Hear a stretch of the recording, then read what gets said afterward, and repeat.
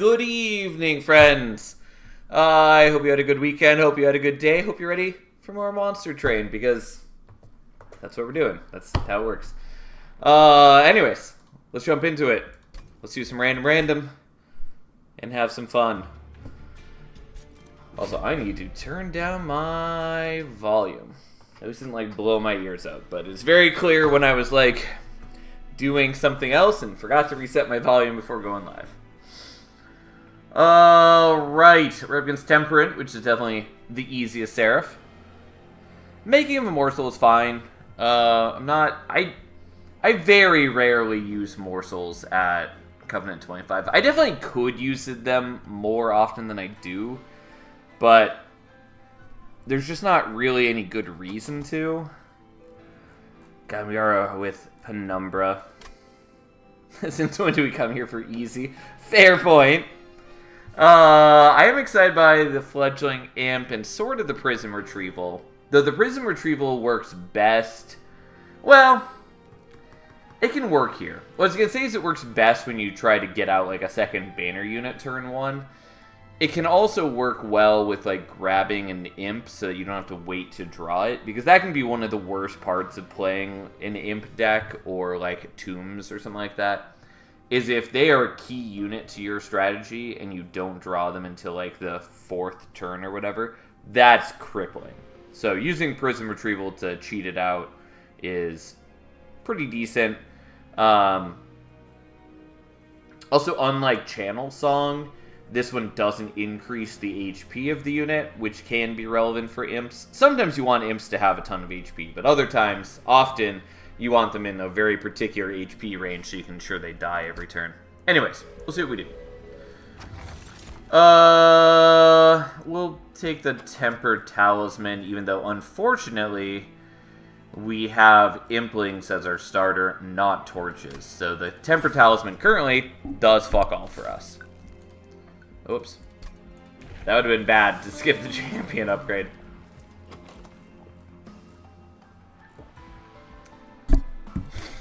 Alright, so I kind of want to go Glutton. Architect is definitely the better choice.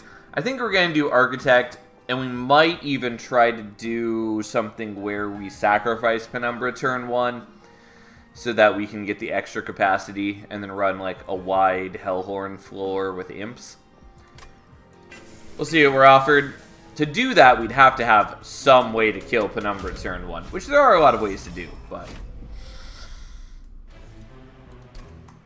it's a shame Penumbra is so underwhelming. Since Penumbra does have a cool visual design, like I'll fully admit to that, but it's just also lame as fuck. I guess we're just gonna do that first. Of course, it's there, and we don't have torches. This is one of the reasons that starting with torches is so nice. Because being able to grab the early collectors makes a huge difference. And so having neither backline access things, neither Plinks nor torches, really sucks. Well, let's do one more morsel, and then let's do this. And, like, even beyond just killing collectors, being able to shoot, like, the crossbowmen. And yes, they have armor right now, so that's not as good, obviously. But, you know, it makes a big difference, is what I'm trying to say. I guess let's do the Prism Retrieval. Like, I'm not dumping a lot of energy into it, but it is still just better than the alternative. Although, probably I should have played those on bot floor. So then this floor I could have maybe done stuff with morsels. I don't have any capacity top floor. And they didn't have any unit to play the morsels with anyways. Like, either way, we're fine. The imps are doing a decent amount of damage. Penumbra's got some bulk on him. It's an easy kill. Okay, these are all good, although Antumbra is definitely my least favorite of them. But again, when we're lacking backline access, this is a great time to take Antumbra Assault, especially because we also have Tempered Talisman.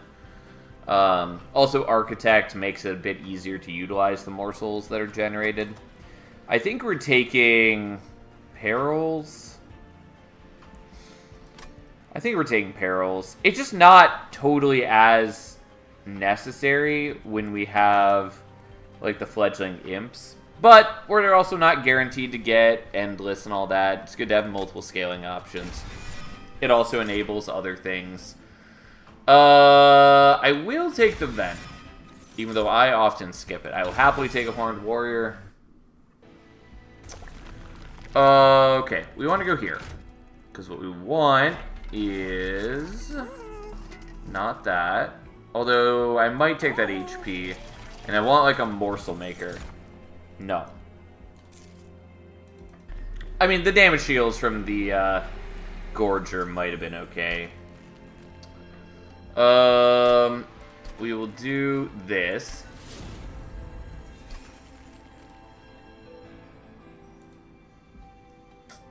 And that might be warranted. I'm not sure that it's worth the shards. You know what? I'm gonna do it anyways. Even though I really shouldn't, especially now that I think about it. I was gonna say, like, all I need to do is see Intrinsic to get some value on it, but if I'm trying to kill Penumbra, which, like, maybe we don't, but if I am trying to kill Penumbra turn 1, then I need Intrinsic on something else to do that.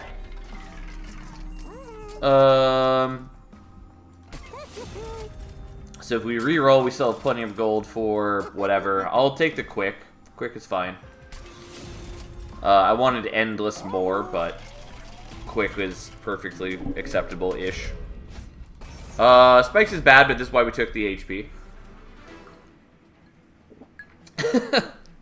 Since when has this stream ever been about getting value out of shards? I mean, I try. How's how you doing, Tiny? I'm doing alright.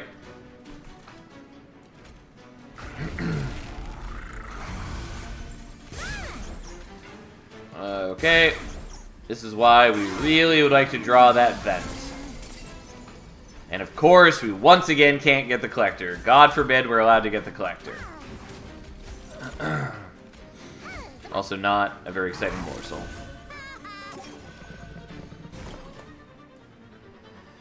I feel like I was put through a Looney Tunes Acme machine. What? Alright, fair enough.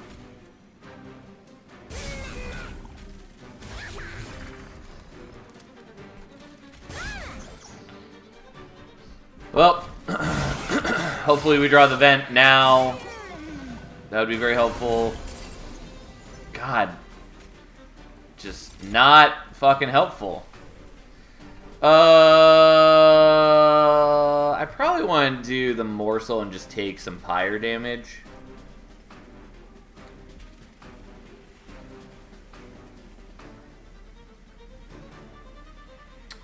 Because the alternative is that I put this here, and then it will attack in and get the kill. And then we save ourselves from pyre damage, but we have less HP. I actually think that's what we're going to do. Just because this guy's...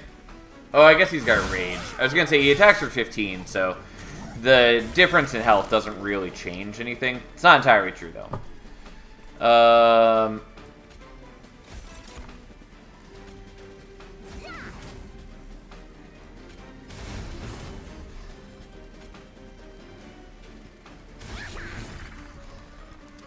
What do I have to draw? It's just imps? Oh, no, it's trained stewards. I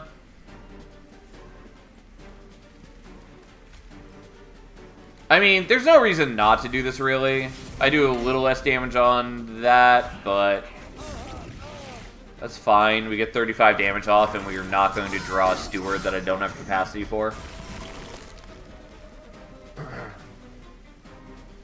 You know the scenes in cartoons where a tune goes through a machine or whatever and comes out on the other end all fucked up and discombobulated? I mean, fair enough. Also, how you doing, Glacier? Yeah, so just putting down a morsel wins this for us since he doesn't have trample, but also we can do an extra 19 damage right there. I keep thinking that the Vent is going to do a lot more damage because I keep thinking it also has like plus 30 magic power, which it doesn't. I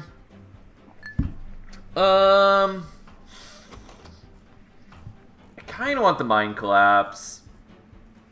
I think I'm gonna skip, though.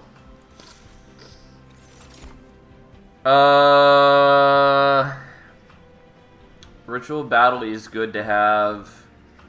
I'm just gonna skip, though, and we're gonna greed a little bit. Okay.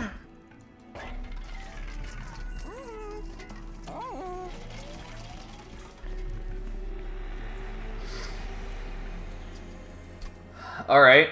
Not exactly what I wanted, and definitely not what I wanted.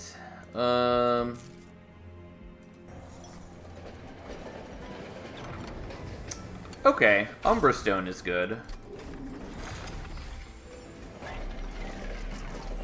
So we're gonna re-roll without buying the -1 in case holdover was here. And even so, as you can see, there was a chance it would roll out of our range, but if we didn't do it like that, it definitely wouldn't have worked. Okay, well, we're gonna do this. And so far, we've whiffed on everything I need, and I probably should have taken the Ritual Battle.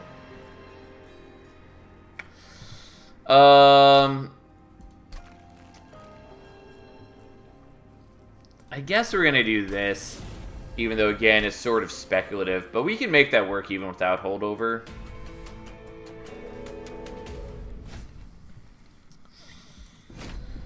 It just, Perils is a lot better with holdover.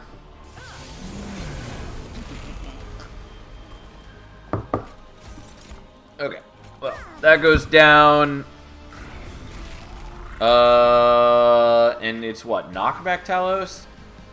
Okay, we're gonna put him in front, both because he makes much better use of the stats, and because Talos is gonna knock him around, and then we'll...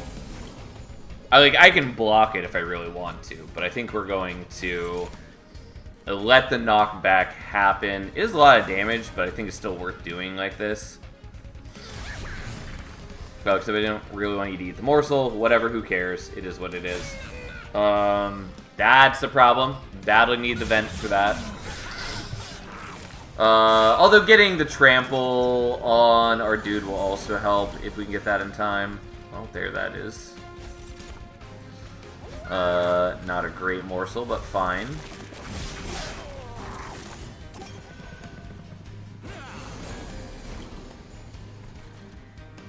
Okay.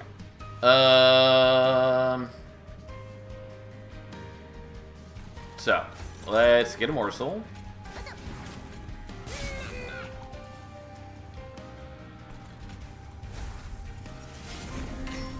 Well, that's an underwhelming morsel if I've ever seen one.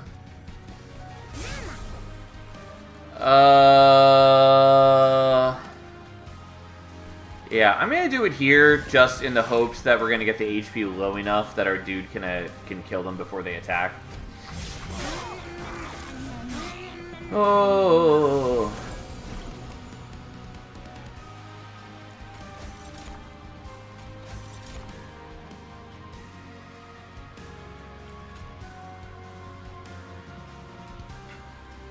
Okay, so currently you are not strong enough to kill before the attack.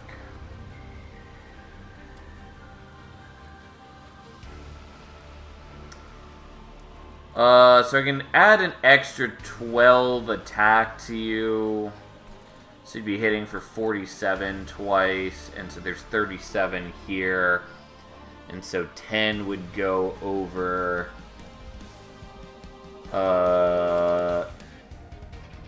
And so it still wouldn't be enough to get the kill before you attack, unfortunately. Which also means these morsels are dead, essentially, no matter what I do.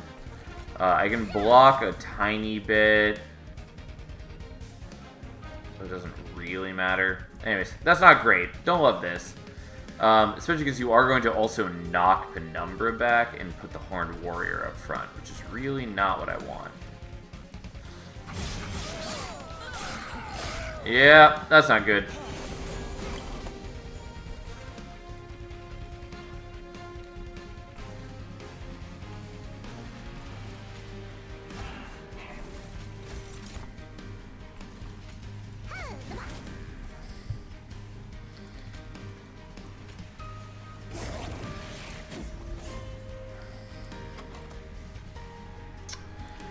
You know what? Fuck it. We're doing this. I should have just done this last turn if I was going to be doing that. Maybe I shouldn't be doing that, since the morsels do still matter, I guess. Yeah, I think I died to Talos at this rate. Yep. Alright, let's try this one more time. Just because that was a bit of a clusterfuck.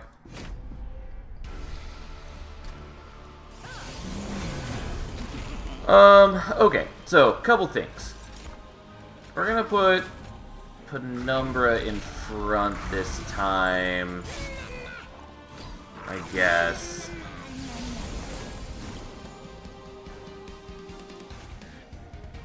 So I think that's what I did last. No, that's not what I did last time.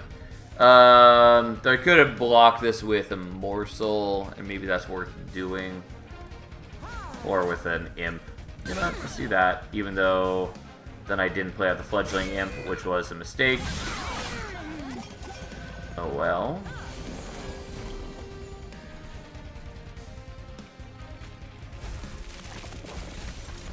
Yeah, you are a lot weaker currently.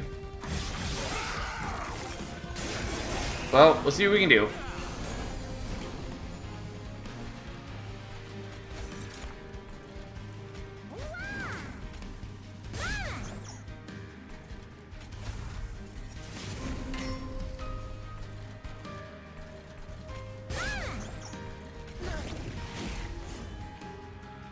Okay. I would really love to get some, like, damage shield morsels. That's what I dearly want. I mean, unfortunately, it doesn't matter on this turn, because this guy just ruins my shit.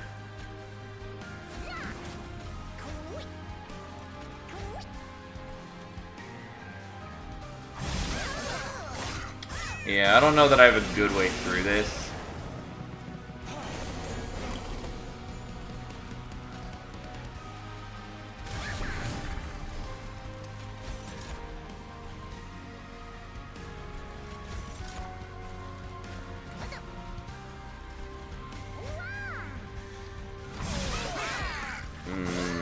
Yeah, I just, like, don't have good defense and don't have good damage scaling, partly because I keep whiffing on, like, damage shield morsels.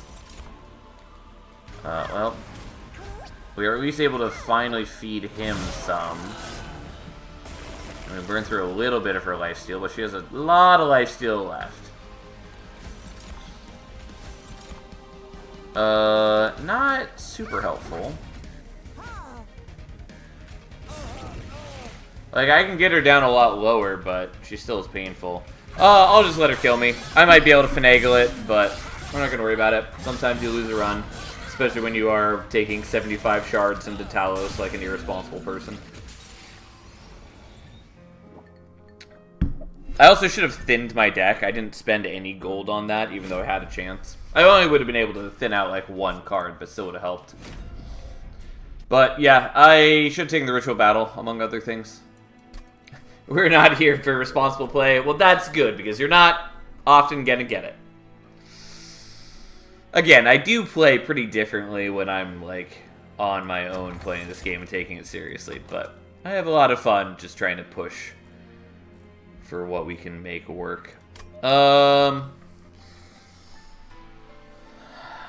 Trader's Quill is fine. It's a pretty decent artifact. We do have one consume card. We are up against Diligent, which does make things into consume cards. I probably want Conscription Notice, honestly. It's a little awkward with Willed 10 because he's already 3 capacity, and so getting the 1 capacity unit means you still only can fit 1 more unit on that floor. It'd be a different story if we had, like, Imps or a Bogfly or something that we could also fit, but as is, it doesn't change the amount of things I can put on Wildenton's floor at the beginning. That said, they're going to be better than, you know, a Steward, unless they have Burnout, in which case, whatever, fine.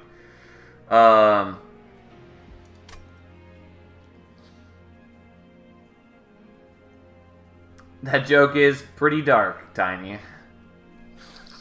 But yes, if we do end up with Strangler, it is not bad to have Conscription Notice. That said, I'm not sure we take Strangler here. I generally would take Predator. I mean, like, I like taking Predator way more, and I might even take Thornlord here. Especially since we're in Stygian, and we might play an Incant deck. I mean, we'll take Conscription Notice, I guess. And just ditch the unit later. Okay. Interesting set of things. Pretty sure we're taking Curse Vines. It's a little annoying because the way it works is if you are already drawing 10 cards, then it won't generate a Vine for you. But on any turn where we're not generating a 10th card, it's a free card for like an Incant deck. Also basically guarantees we get the early collectors, which is great. Forgotten Name is terrible, and Cheater's Hand, while good, is a little annoying to use every turn, and also is bad when you're already drawing 10 cards.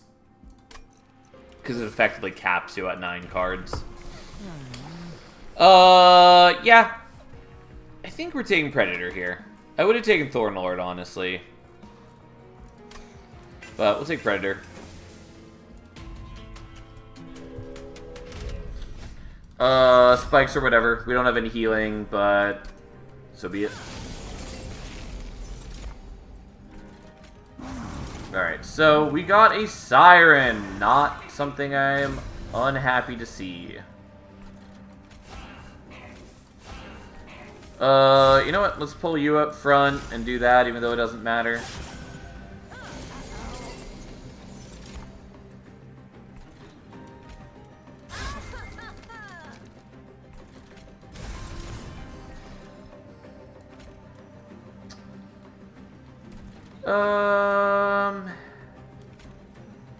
You know what? Let's just do this.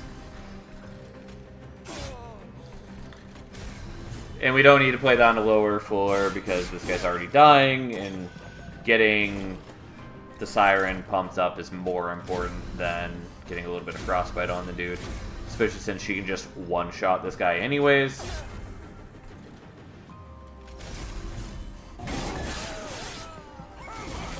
And yes, it is Diligent, humanity's least favorite friend. Nobody's all about that Diligent-shaped life. And of course, it discards the other Foregone Power. Why would it not? Alright, let's just pump and pump. And then just do some damage. Sadly, he couldn't play the other Flash Freeze. I'm not worried about it. He's already got 18 Frostbite on him. And we hit for... Whoops. I mean, that still works, even though that was not what I meant to do. Like, not even close to being an issue since we have Quick. Even without Quick, we'd still have it. Someone has PTSD fighting Diligent for the Xth time. I mean, yes. Diligent and I, we have a history. A long and storied history. I mean, the Sting is okay here, even though I generally fucking hate Sting. Wildwood Sap, I find underwhelming, but it might be worth taking early. It's not bad at the moment. Because one of the issues with Wildington is that he just has very low bulk. If we get, like, Incant Armor, it's not gonna be much of an issue, but if we don't, it can be a problem. And it can be nice against, like, Crystal Cloak. I'm still just gonna take the Sting, even though I rarely take Sting. And I will take Crypt Builder, maybe. I'll take Crypt Builder. I really want that Stygian unit. And then there's no temp or merchants here, of course. Well, there's Merchant of Steel there. Alright, so be it. We're going here.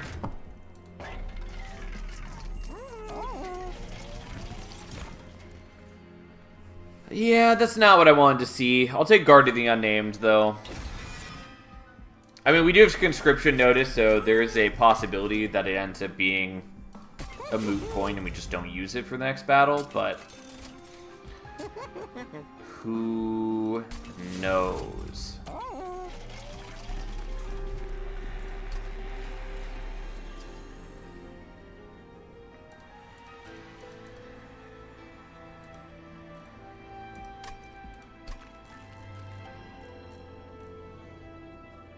Could do intrinsic on preserved thorns. It's honestly not the worst. It's a bunch of incants turn 1, and it means that we get a bunch of extra draw on turn 2. I'm pretty okay with doing that, honestly.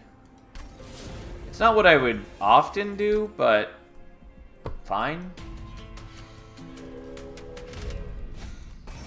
Okay. Guarded the name to sharpen in front of Windleton. You... Like, it's fine. It's not great. Okay, so we put him down so we can see what the conscription notice unit is. I think we're gonna leave Guard of the Unnamed up here. Put this here. Give you a buddy. And then do this. We'll get rid of you. And then we'll just make some armor. I know I could have used those to kill some of these guys. Whatever. Who needs it? Thank God for Cursed Vines. Cursed Vines, turns out, really good to have.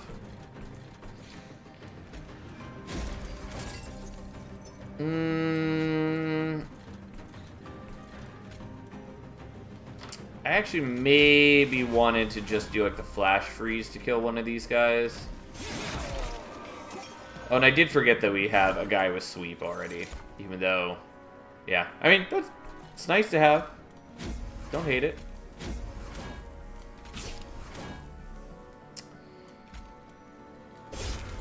Okay, I'll just kill him, and then he sweeps the others, and then we're just building up Wildinten to take care of the boss.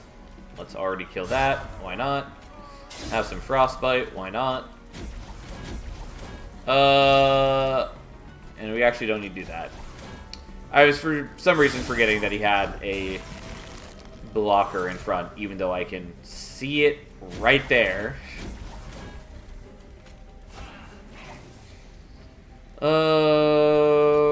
Okay.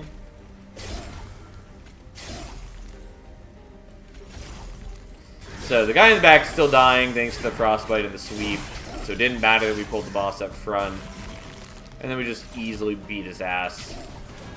Especially as we get to build up even more armor, as one does.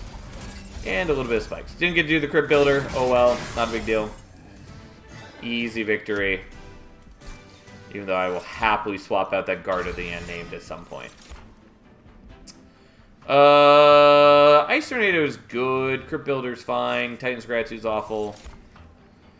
I would much prefer the Siren here. Although I would really prefer a different Siren.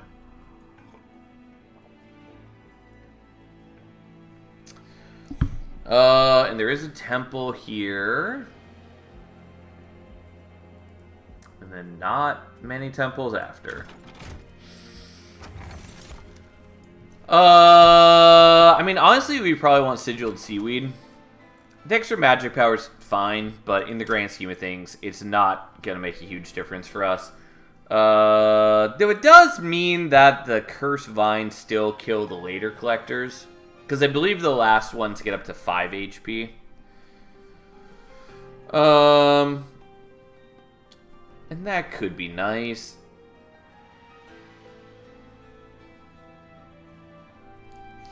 They do indeed go to 5 HP. Yeah, they do. Sigiled Seaweed is good, though, especially into Diligent. Guard into Siren's not the worst banner unit can have. Yes. I will say that if we see an Animus of Will from this banner, I will probably take that instead. Helps hit breakpoints on 15, 25 HP things.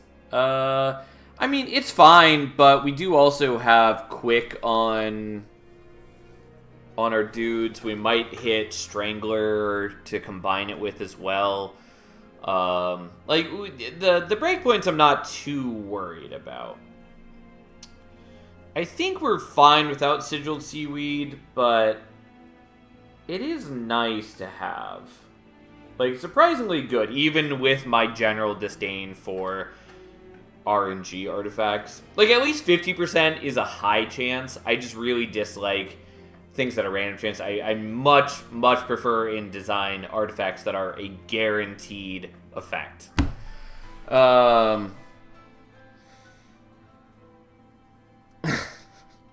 You've already decided you were just trying to justify to discard chat opinion. Well, no, so the thing is, I'm actually leaning towards taking Tempered Talisman here. I'm mostly talking myself out of Sigiled Seaweed. And yeah, I think we're going to take Tempered Talisman. It's not a ton of magic power. It's not really that useful. Since when are guaranteed and Jank meant to go together? You can have guaranteed things. We do not live in an RNG tyranny in this place.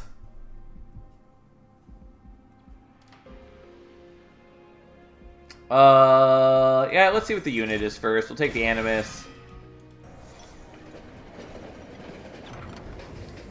Oh, Sal, what's your opinion on the missing clans that show up in the Talisman? The number of colors, Aerial clans don't match up with the number of available clans. Yeah, so I was actually thinking about commenting on that as we saw Tempered Talisman, because I know that people have mentioned that a bunch of times before. Hold on for a second. Yeah, so the problem is I'm not taking the 25 HP, probably, because we haven't upgraded the Siren at all yet. I don't really want to do that and take up a slot. Blood for Blood is fine, though we're probably not leaking things to the Pyre all that often. Especially if we hit Strangler, it becomes absolutely worthless.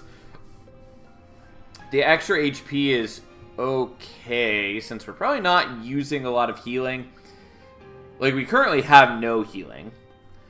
And if we get Incant Armor, then we're mostly not going to be using healing. The problem is that it just still leaves Wildenton vulnerable. When Unleash the Wildwood comes, you'll regret this. Yeah, so the thing is, I'm leaning towards not taking Petrified Heart for exactly that reason. Because Wildenton will still need defense from Divinity. Otherwise, especially, like, if I weren't taking, 200-ish shards, and obviously we haven't taken a ton of shards yet, but we all know that by the end of the run I'm going to have a lot. If I wasn't taking more than, 100 shards, Divinity attacks for only, 7 a turn, which Wildenton could handle for basically the entire battle at that point. But when Divinity's attacking for, 14 to 20, that drops his HP tremendously faster. Too bad there's not a fourth choice to leave. Hey, we're not going to leave on this. We're going to take something. And I guess we're going to take Blood for Blood. It's just that it doesn't really matter. But I'm at full health. Well, full health. I'm at the starting health. And willing to sacrifice a bit of HP for that. And we are just going to do this. Even though we're not totally sorted yet. And then, fuck it, let's take shards for shard's sake and make a very strong crypt builder. As for your question, Tiny, first off, can we get a bigger picture of Temper Talisman? I don't think we can. I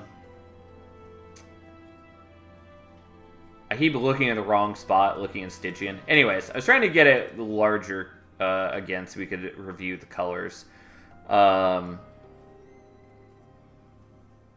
for Blood is just nice to have. Means you can effectively heal off of Invasion Trials. Yeah, except that, we're not... we're generally going to be setting up top floor anyways, and especially if we hit... we already have enough hits to kill things, especially since I have the starting...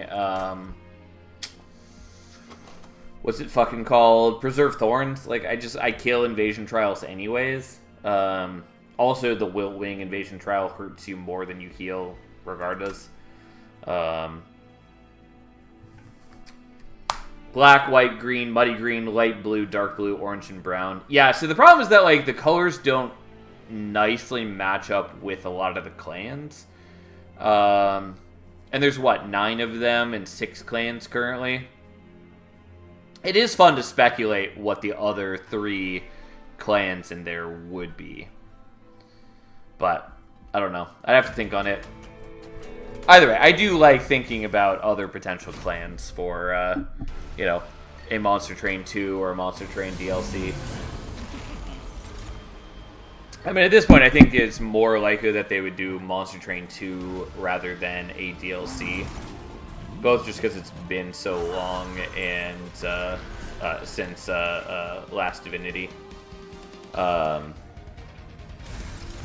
But also, I think with the release of, like, Slay the Spire 2, it gives more games more, like, license to do a deck builder sequel.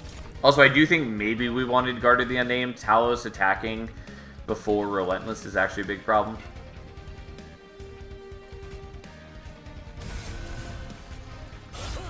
Well, we're gonna build up as much as we can in the meantime. And we're gonna leave the Guard of the Unnamed in case we need to put it where,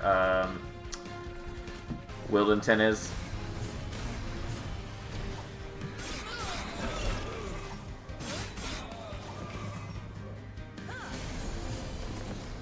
Clearly have Dante as champions. First 2 has 1 Ember, cost space increase cards. Second 2 has damage spell that increases over time. That'd be interesting. I would really love to see more of Dante and Hef. They're both cool cards and cool characters for the most part. I mean, not that you get, like, a lot of personality out of them, but nonetheless, I do think they're cool. And certainly among the more memorable, like, cards to use.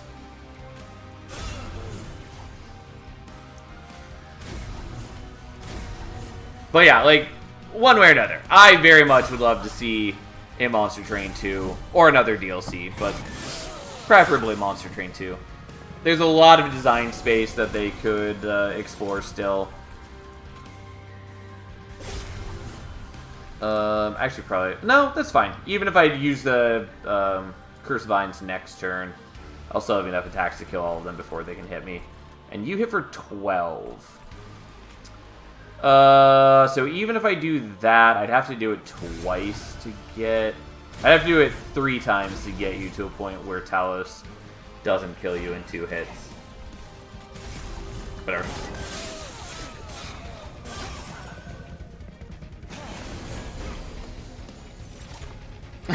I mean, don't get me wrong, my emotive reaction to them bastardizing Dante Alighieri for a rare rando champ is quite high, and them not getting the Rings of the Inferno correct, but then again, it's not as bad as that Dante's Inferno video game, holy fuck. It's been like 10 years since that game, and I'm still mad. Yeah, you clearly have a much greater reaction to this than I, in any way, shape, or form, did. My level of caring for these things is incredibly low.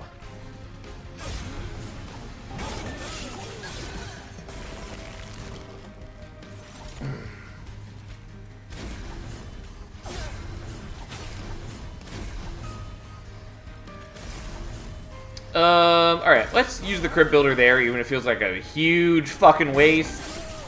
275 damage to kill a, like, you know, 10 HP guy. Anyways, we're good. We got the quick, so we get to do our attacks first. And Talos gets 1 attack in, but, you know, we beat her down for 200... Not 200. About 400 damage per round. Well, we'll take the Siren Song. Will we?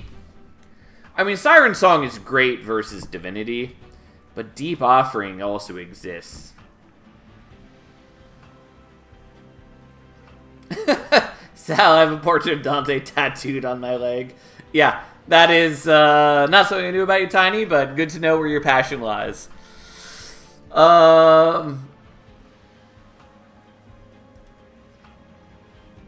And yeah, thanks for the larger image, Rip. I'm taking a look at the Temper Talisman right now. So yeah, looking at it, I don't even know what all of these colors would be with the current clans. The light blue's got to be Remnant.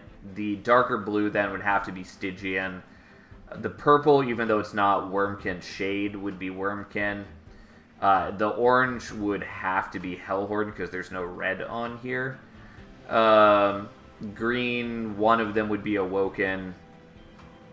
And then one of the browns would have to be Umbra. And so we'd have unaccounted for another brown, a dark green, and a white. The white could be like the Angels, because I believe Temper Talisman is... I was going to say, I think it's for the Covenant, but that's probably not true. Since there's 9 of them, it's probably just all 9 rings of hell. Anyways, so there's like a brown, a dark green, and a white that are unaccounted for, probably. Siren Song also helps you heal value. I mean, that's a fair point since we took Blood for Blood. It is the correct choice. It's just that Deep Offering is so good in an Incant deck. But, like, Siren Song is very clearly the correct option here. Well, we would take Siren to Sea, but we already committed to Nameless Siren. So, we're going to skip that, even though I almost clicked it out of habit. We're definitely taking Light of the Seraph. Another Merchant of Magic is good, especially because it comes with the removals, but we are going to look for other things. Namely, Incant Armor and Multi-Strike. That is neither of those. Fuck me. I mean, we're probably fine as is, but... yeah, we'll take Strangler, I guess.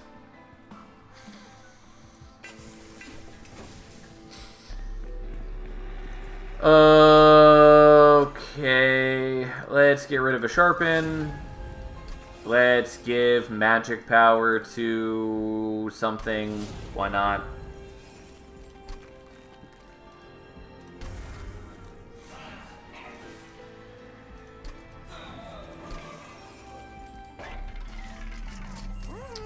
Okay, let's get rid of you. And let's get rid of a Foregone Power. And there's not another Merchant. Oh no, there's a Merchant of Steel right here. Okay, we'll hold on to our gold. But yes, if they did add more clans at some point, I'd be very curious to see what they add. Because the other like bit of evidence that we have to run on is also, what do we get from the conscription notice? It's another Siren? Sure. Anyways, the other evidence we have to run on is that each clan is, like, assigned to one of the rings of hell. And so people have done some speculation on that based on what rings are unaccounted for. Although, offhand, I don't remember in the slightest what rings are still unused. I think it's like the Ring 0, the Cliff of Lost Souls, and other than that, couldn't tell you.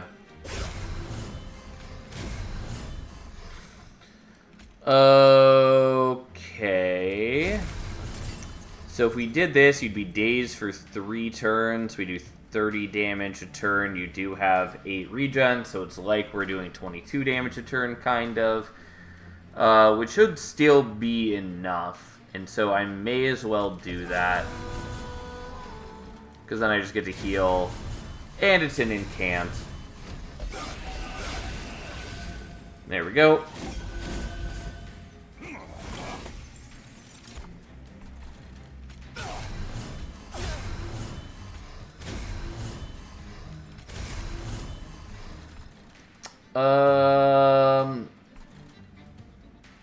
Yeah, I should still have enough damage to kill those guys. I was thinking about trying to do the Foregone Power on that floor in case a Crypt Builder got cast and killed the frontliner. But it doesn't really matter. The only way it does matter is that I could then do the Siren Song here. Oops. Not what I was trying to do. Because as is, if I send you up, I will take some spike damage. I still heal more than I take in damage, though.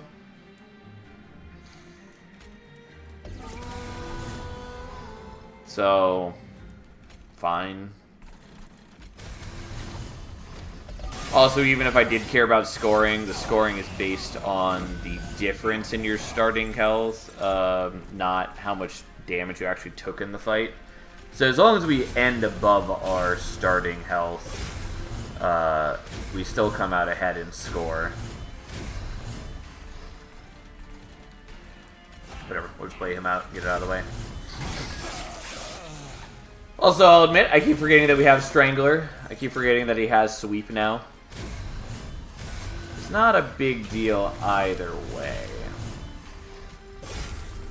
As long as we're strong enough to murder enemies before they can attack, that's all that matters. This has become a score-focused stream. Unfollowed. I mean, I will enjoy score... Oh, you have spikes. That's why it looks weird. I will consider score when we're doing, like, the dailies, if I ever do the dailies again. But yeah, other than that, I don't really give a shit about score. At least not in Monster Train. Most games, I generally don't care about score. Alright, so I could take Rationing Scales.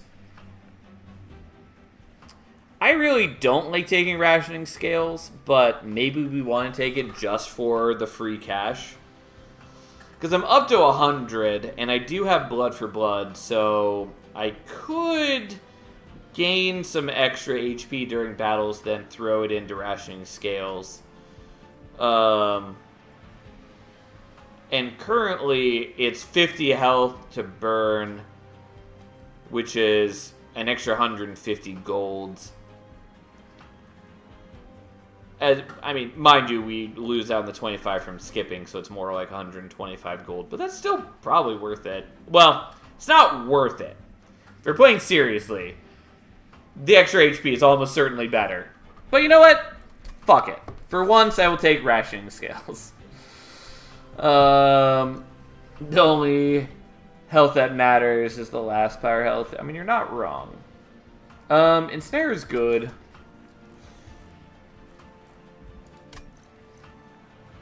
I have not been keeping good track of how much I've been drawing each turn.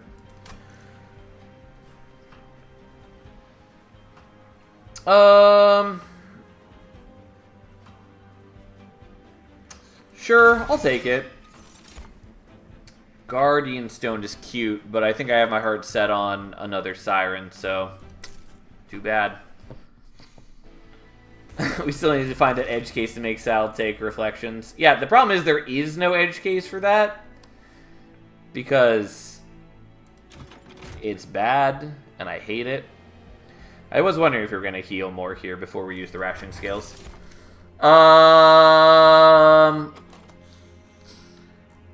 Yeah, so I don't have any healing, even though Sap Tap is real good. And Hell's Banners doesn't really matter. I do like it, but it's only a turn one thing for us. I'm still gonna take it just in case. No, we'll take Sap Tap in case we see Engraft. Yeah, we'll take Firewall, I guess. The Titan Scale or whatever that's called would have been okay as well, but who cares?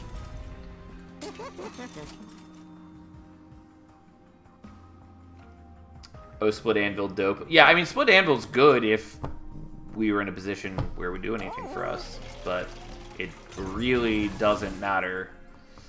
Like, the only time it matters for us is with the Crypt Builder, and that's pretty minimal.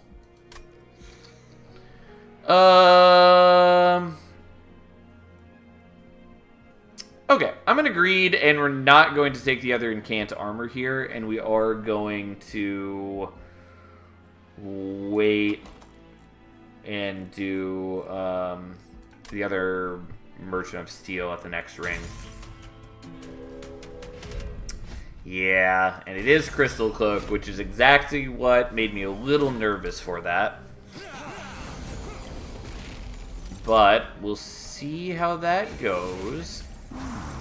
Steelworker's not a bad pickup here. I was hoping for like Guard of the Unnamed, but you know, I'll take it.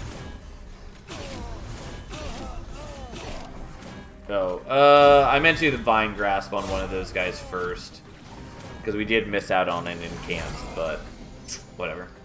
And yeah, here the problem is sometimes we don't get the Cursed Vines because we're already hitting 10 cards. Also would really appreciate it if the Foregone Powers would cooperate more.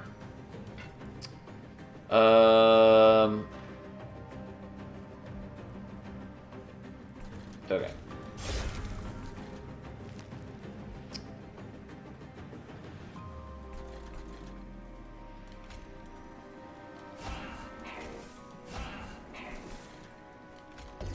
So we're gonna do that just so I can steal health from them, and of course that doesn't cooperate.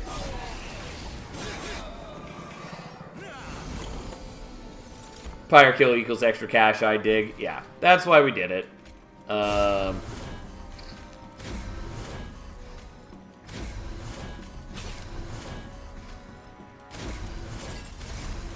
not quite enough, but...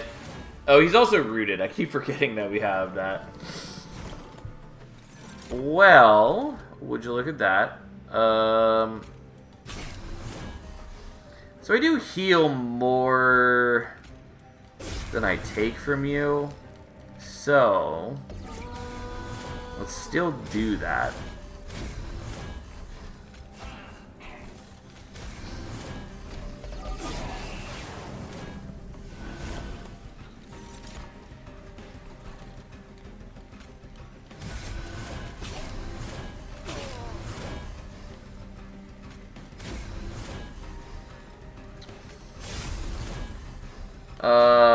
Yeah, we're still gonna do these up here just for the extra encamps.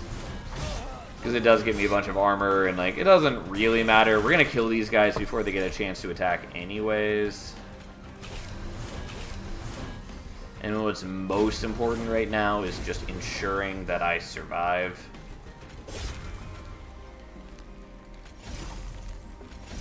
Okay. And that was a big bunch of damage. Although it really just comes down to, do we outlast the stealth? If so, we win. Because very much the case. Anyways, we can't root the boss, unfortunately. Oh, I could have done that in a slightly different order. Doesn't really matter. We already have this one. It doesn't really change anything. If we could have rooted the boss, we could have then used the Siren Song to daze it for a couple turns, and also send the other guy up to the pyre for extra HP. But that doesn't work. So here we are.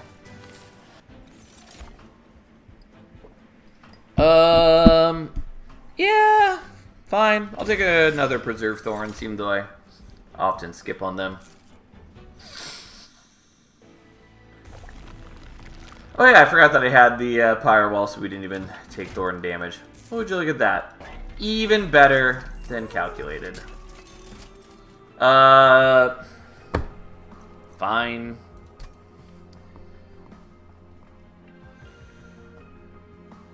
Yeah, we're not going to go to another Merchant of Steel after here, so we'll just go with the absolutely unnecessary, even more armor.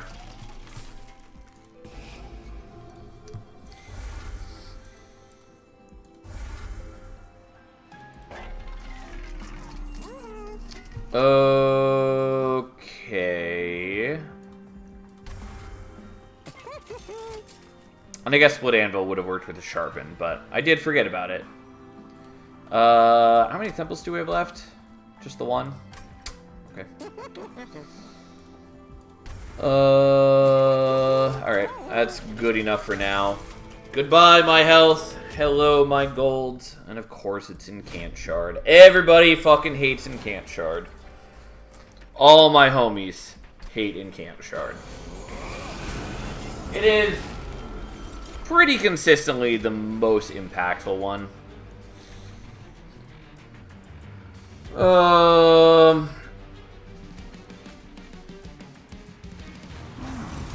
Yeah. Unfortunately, this is not great.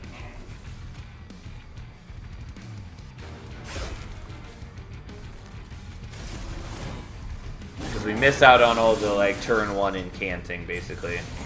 Bottom 4 gaming 100%. I thought about it, except that we have the Siren Song. Also, he has, oh, he doesn't have stealth. I was thinking those stealth Arcus. But it's not. Either way, not a big deal. But mostly, I still just wanted ways to get value out of the Siren Song. But other than that, we should have more than enough power to handle all this. Like, we scale up reasonably fast.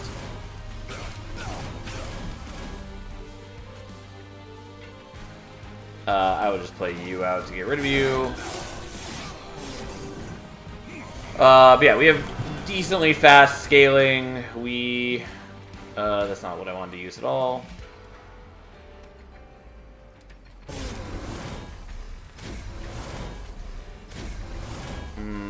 I could Crypt Builder, but we're just gonna do that. Get more incants. Anyways, we murder things because we're quick and we're beautiful and we're bold. Also, technically, I should be putting the Siren in front of Wildington now that I have all the incant armor. I purposefully put her behind the last fight because it was Crystal Cloak. But on this fight, it shouldn't matter. Okay. We want to do this so we can get the health. We didn't want to root them first because it would have ruined things. Which is to say I wouldn't have been able to ascend them if they got rooted. Anyways, we didn't need to play the whatever that's called that I'm blanking on. Because all I can think is in Graft. Ensnare. There we go. Because we were already drawing 10 cards here. Thanks to all the stings. Which, again, unfortunately does make the Curse of Vines worthless, but whatever. So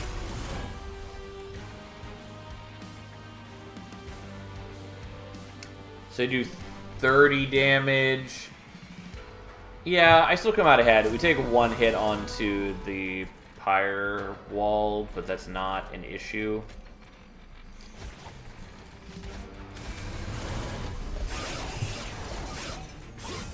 Because that's what the Pyre wall is there for. Yep, here's the Incant Shard. We all knew it was coming.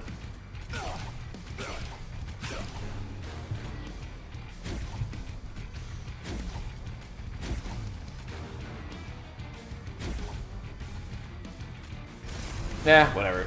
I kind of want to do the Frostbite on Arcus, but I didn't have enough energy for that and playing out all the root seeds, and it is what it is.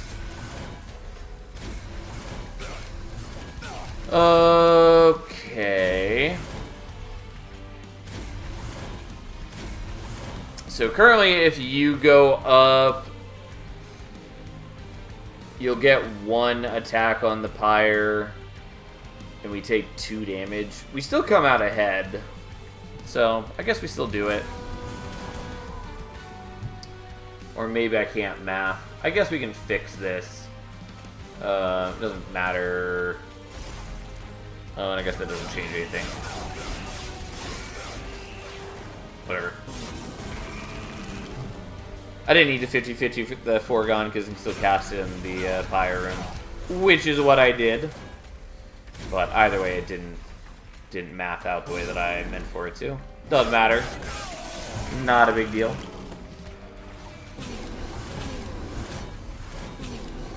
Yeah, this is why we should have the Siren up front, by the way. As my other dudes are suffering dearly, and Siren's just sitting here with a boatload of extra armor. It's easy to forget that you can cast spells in the Pyre room because it basically never comes up. Because the only time you can do it is when you are ascending a unit yourself. Like the Pyre-bound ones, Ice and Pyre and Siren Song, can also be cast in the Pyre room. And I always think of them as being only castable on floor 3, but that's not what they actually read. It's just that comes up so rarely. Speaking of which, Ice and Pyre is pretty good, but I think we're taking Awoken Rail Spike. And then we'll take this. We're already hitting 10 card draw most of the time.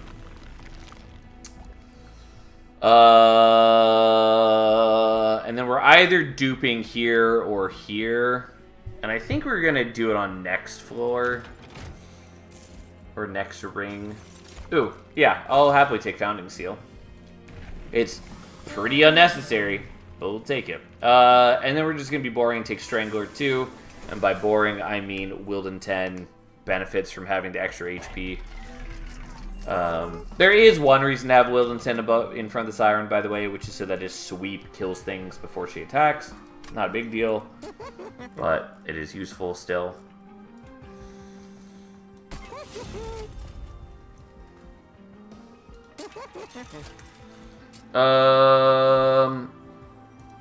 Sure, I'll remove Consume that, I guess. Oh, there is a temple. I should have waited in case we saw the -2. I forgot that we had another temple still, though. Oh, well.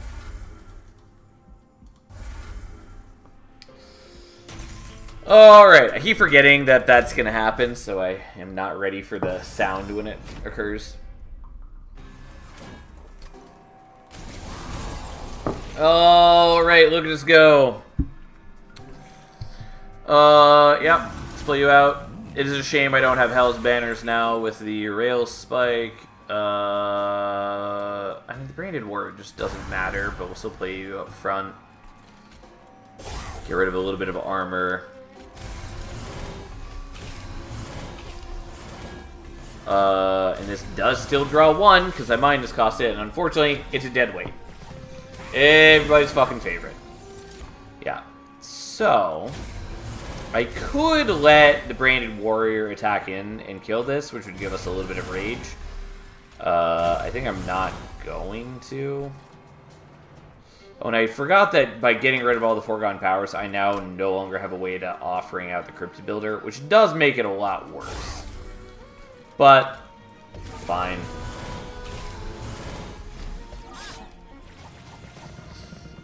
Alright.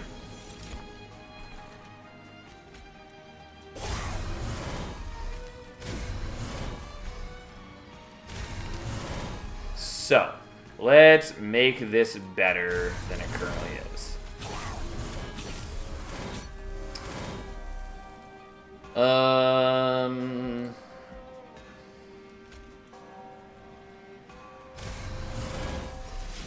Yeah. Not exactly what I wanted to draw. Anyways, Branded Warrior dies. Wildenton takes some damage. Because unfortunately, Wildenton's not strong enough to kill this guy before they attack. And so they do get the benefit of the multi-strike. And Siren's not quite strong enough to kill the Guild Wing yet. But the problem with having a lot of shards. And would have been the reason to have done the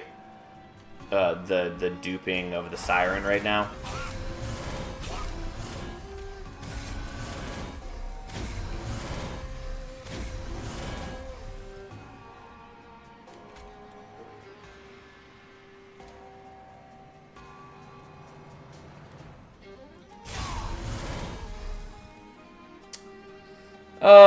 Yeah, don't want to do the Siren song because I can't really afford for this guy to get ascended, so we're not going to. I'm a little nervous of having Wildenton up front because he still takes damage from the Wilt Wings.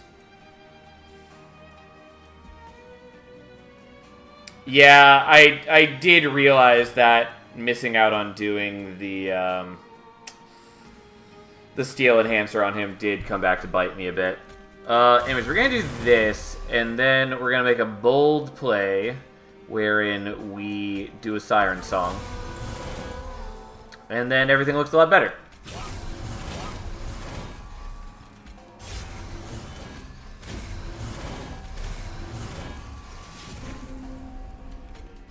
do wish that I had -2 on the rail spike, but it's fine. Psst, you can vine grass the siren to the front. You are correct, and I had forgotten about that. I mean, most turns we're not getting the vine grasp anyways, but I'm pretty sure we had one on that turn, and you are 100% correct. That is one of the many useful things you can do with the vine grasp, and I totally wasn't thinking about it. Anyways, we'll help this guy out by giving him a few revenge procs to help him reach his full potential as the truly greatest boss of all time. We'll even help him out a little bit more.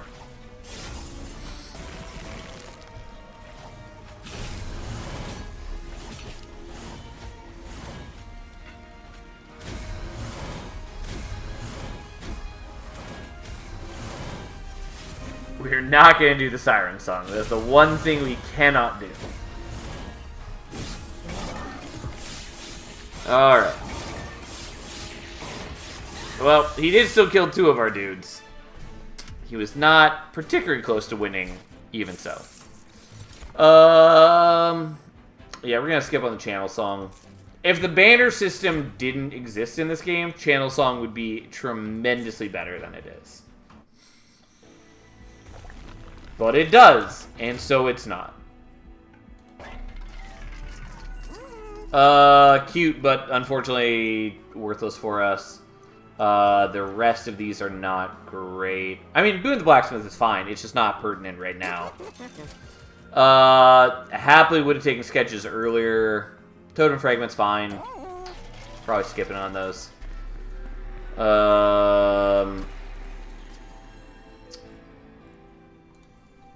Guess we're gonna do this.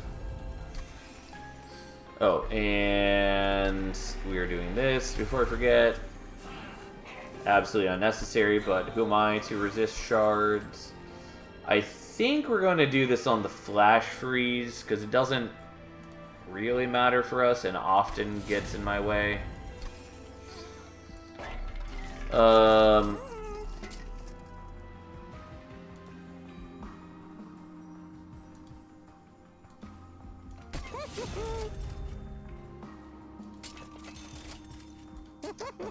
Holdover.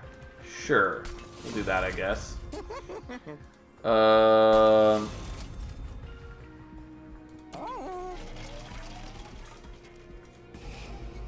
I'm probably going to get rid of the Crypt Builder. We're definitely getting rid of the Train Steward. Yeah, fuck it. Let's get rid of that.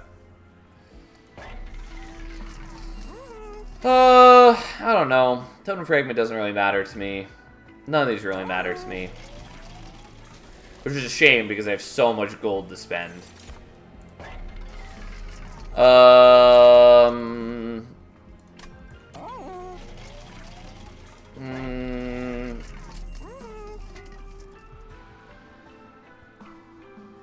So I could cut down my deck even further.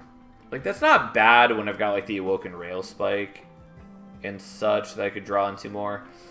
I was kind of hoping for Intrinsic and, like, Double Stack for the Siren Song. But Winged Indulgence can help a fair bit. I think you greatly overestimate how much Winged Indulgence does for you.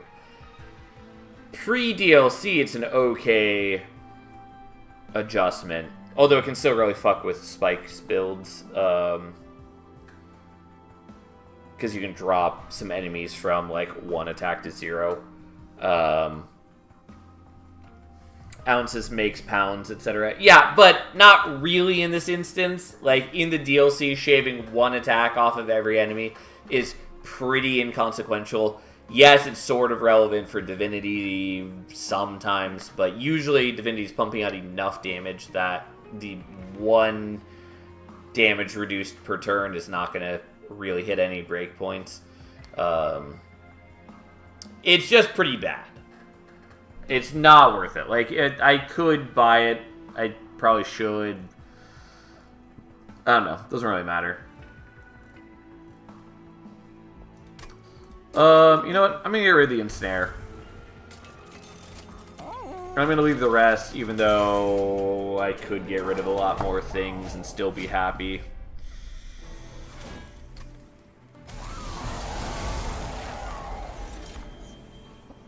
Okay, so, what do we got? We got a Husk Hermit. Fine.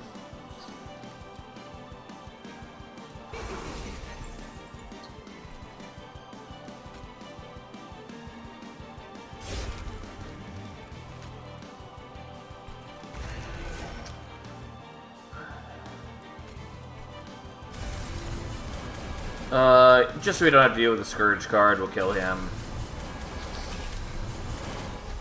I should have done that first just in case we drew the other Siren. We didn't. It was a moot point. And then we can't attack him Diligent, because Diligent has stealth, because Diligent's a jerk like that, and that's just how it works. Unfortunately, we do take damage. Oh, I guess we have the Pyre Well, so it's fine. But I was going to say, we just don't have the ability to play out our things this turn. Because we drew both of the Scourges at once. But that's not true. We're still fine. And technically they're Blights, not Scourges. Because weirdly this game has 2 names for those cards. I mean, it's not the only game like that. Like, I believe Knock on the Coffin Lid is the same way. Knock on the Coffin Lid also infuriates me in that it just makes them look very similar in color, which I really hate. There's really no good reason for that.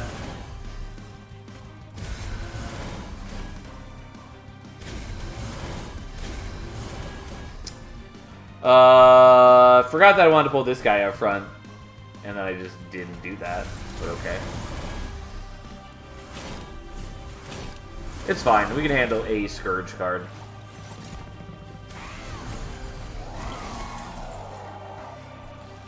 I do want to play more of Knock on the Coffin Lid at some point. I did very much enjoy what we played of that game. Also, I wish the Steel Enhancer would get hit by the Rail Spike. But, hey. Despite how much I minus cost my deck, I still don't actually have the ability to play everything every turn. Or at least not to good effect. I mean, part of it's that I'm paying for this bullshit, but still. Anyways, Knock on the Coffin Lid. It's real cool. It definitely looks like they're hard at work on their DLC. Because they're constantly putting out, like, dev updates on Steam, which is interesting. I'm curious to see how that all plays out. This is a really shit hand, by the way.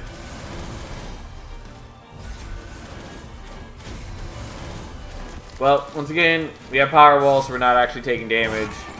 Because Power Wall would be cool that way. We are constantly losing cards to the Consume, but it's not a big deal.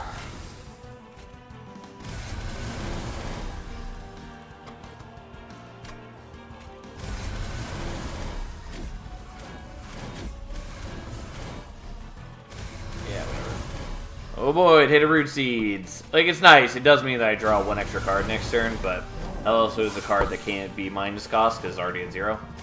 Also, it's a shame we didn't get Engraft. It would have been really nice with the Sap Tap. Oh well. So be it. I forgot to check if there was a Scourge generator. There wasn't. It worked out nicely. Anyways, we are very strong. We can absolutely murder Diligent the moment it shows its face up here. As we are hitting for way too much fucking damage.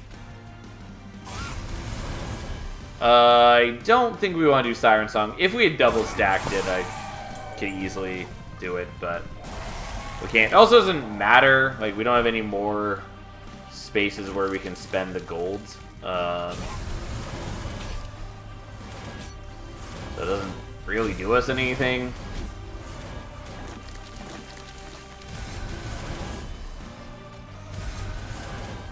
Okay, look at us go. How much stealth do you still have? A lot. So you are going to kill Wilden 10. You are actually doing quite a bit of damage to our Sirens, but that's partly because we lose the Quick. I mean, it doesn't really matter, all things considered.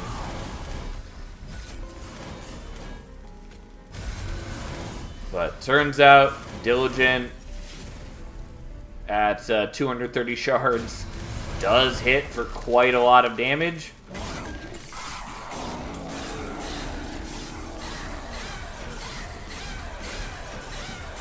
And we've got more than enough armor to accommodate this. Because, like, yeah, we're taking 400 damage, but our other Siren still also has, like, 500 armor as well. Ta-da! Yeah, even without the double... Well, even without the double incant, even without the double incant armor, I think we would have been fine. But we don't even need to consider that. Okay, so this is somewhat of a concern. Just because Wilden 10 does take a lot of fucking damage from Divinity. We do have the Siren Song, so we can hopefully get around that. It might actually be better for us to set up bottom floor, but we're going to try top floor. See what happens. Although it'd be real helpful if we, like, draw the thing we need.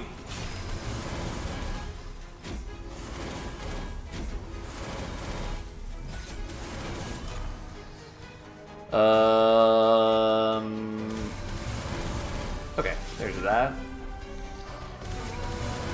I have a bunch of things that go unplayed, but whatever.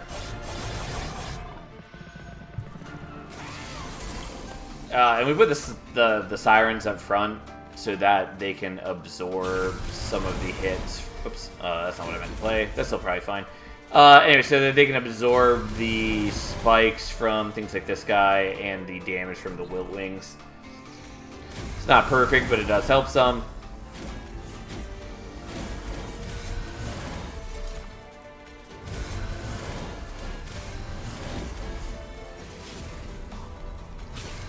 Alright, let's do that again. Look at all that sweet, sweet health.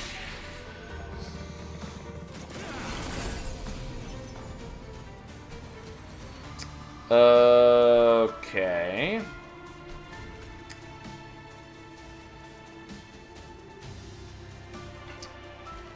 And there is a Siren Song coming up next turn.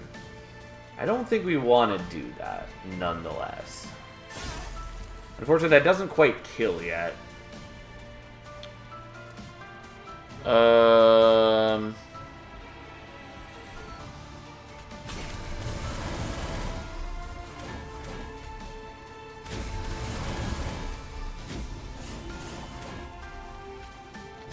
here's the deal. I think I stopped myself from going to 9, or from going to 10 card plays, or draw, so that we can get the Cursed Vines this coming turn.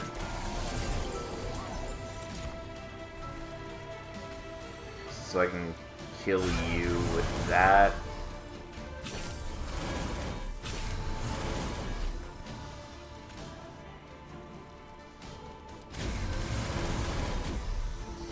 And I think we don't want to do the Siren Song. That would be nice on some of these things. Unfortunately, the Rail Spike is not nearly so good as I want it to be. Like, it's fine. But... because, yeah, I could Daisy for 3 turns each, which would be fine. Just not nearly enough to prevent myself from taking fire damage. If I had gotten Shard of Divinity, then it would be a different story, but it's just also not necessary. Hello, Splat, how you doing?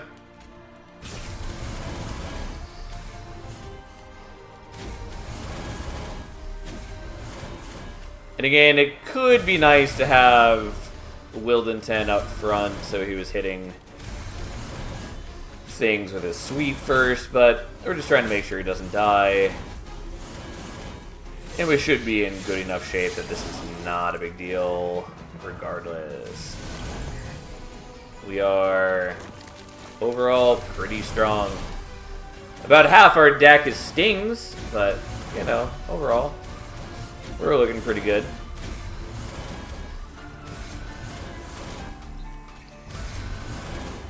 And even when Wildington dies and all that, we'll be in good shape.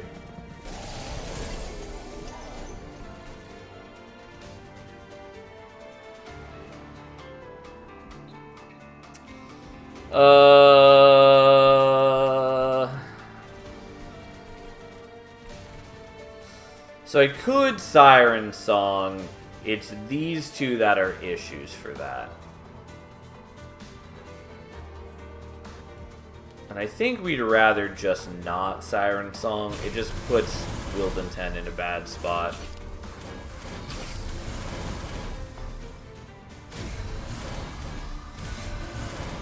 But, again, that's not really an issue. Hey, it hit the Steel Enhancer finally.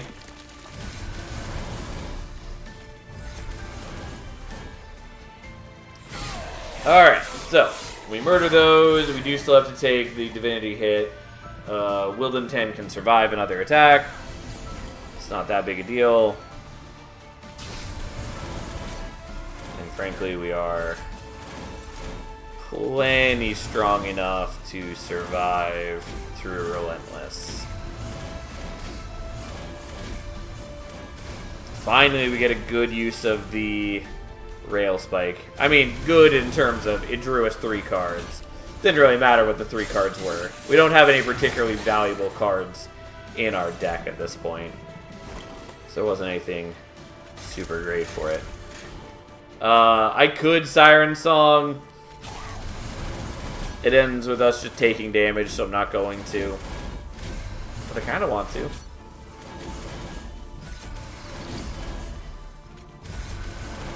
Alright, anyways, we didn't get nearly as good value out of the Siren Song as I wanted, but it still did work for us. It kept Wildington alive for half the fight, which is really all that matters. And there we go. Easy victory. Turns out Sirens are pretty good. Turns out double and can't makes them even fucking better.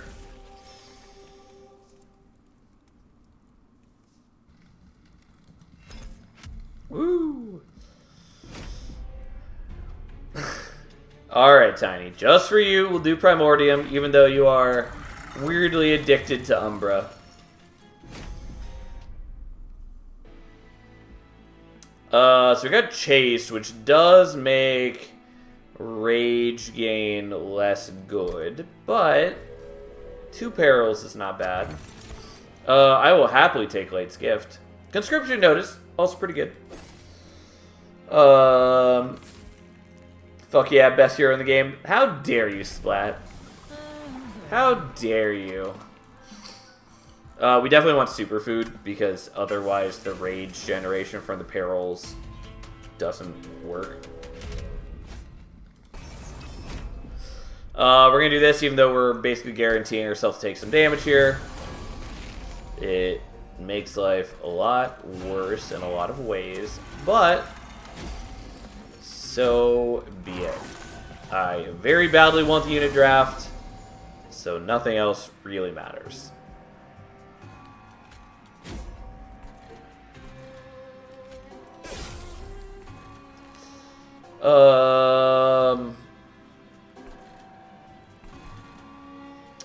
I could do the Perils on Primordium. I think we're not going to.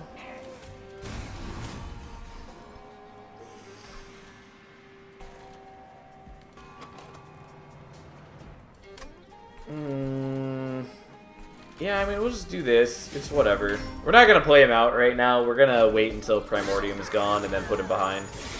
Because otherwise he just dies to these guys murdering his ass. Because, you know, that's the thing. Yeah, I was really hoping that 2 of the Plink hits were going to hit this guy so we take a little less pyre damage. Again, doesn't really matter.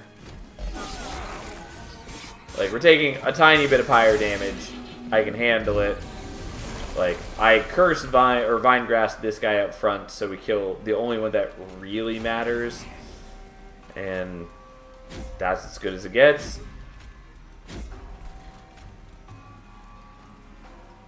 So I could pull the boss up front.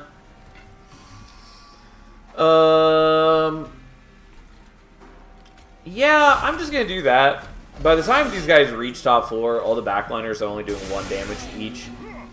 And so I think just hitting the boss faster is better. I also think it probably doesn't fucking matter. Come on, there we go. Hit the boss. We're guaranteed to draw perils on the next turn, so there's no reason not to do this. We get Ember Drain for sure, but then we just perils again. Anyways, our dude takes a little bit of damage and easily beats the boss to death. And there we go. Truly exciting. I mean, these are good to have. We're just gonna take more perils though, and we will take a Steel Enhancer. Even though Sharpen could have been interesting. Allied Construct is fine. I don't really like Allied Construct with Primordium. 6 damage for a unit draft, what a deal. I mean, that's a trade I'm happy to make. Wilting Sapwood, on the other hand, fuck it. It's so bad. It's one of the worst cards in the game. I'm almost glad that it's a rare, because it means that it shows up less often.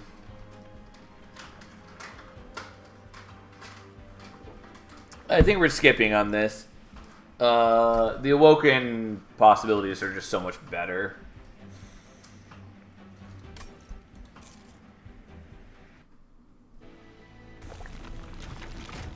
Like, Allied Construct is good, but the problem is that it naturally only gets up to, like, 3 attacks. And with Primordial... So, couple things. 1, 3 attacks is not enough for Divinity. You need about 5, or you need Trample, or you need Sweep, yada, yada, yada.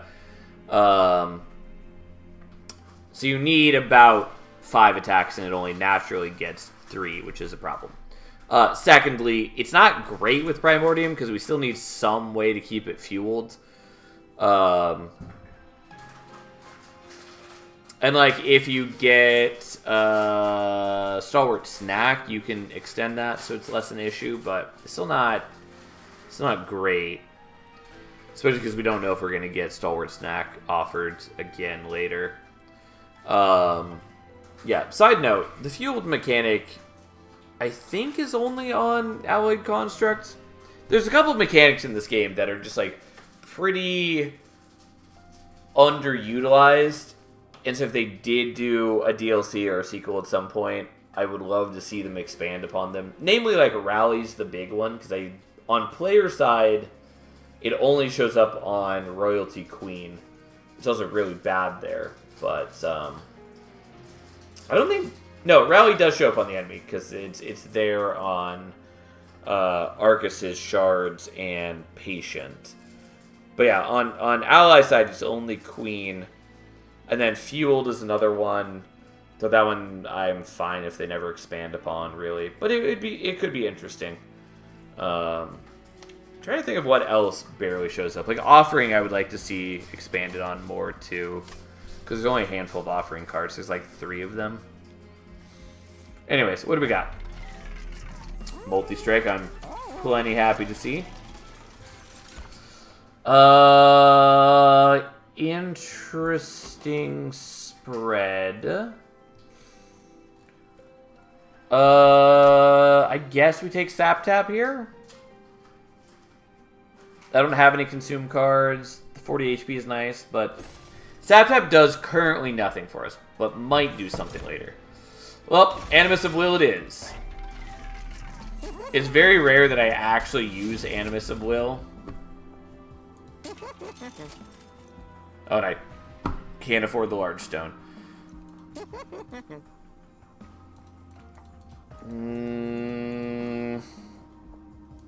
Fine. I'll just give it HP. The problem is we need, like, quick or we need some defense. Oh, no, we have, Light's Gift.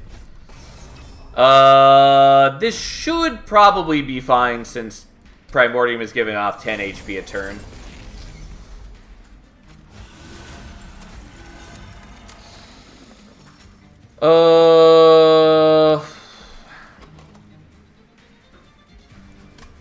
I'm gonna not use the perils here, even though it's a problem, because I have 0 damage. Oh, thank God for Vine Grasp. What a great plink that was.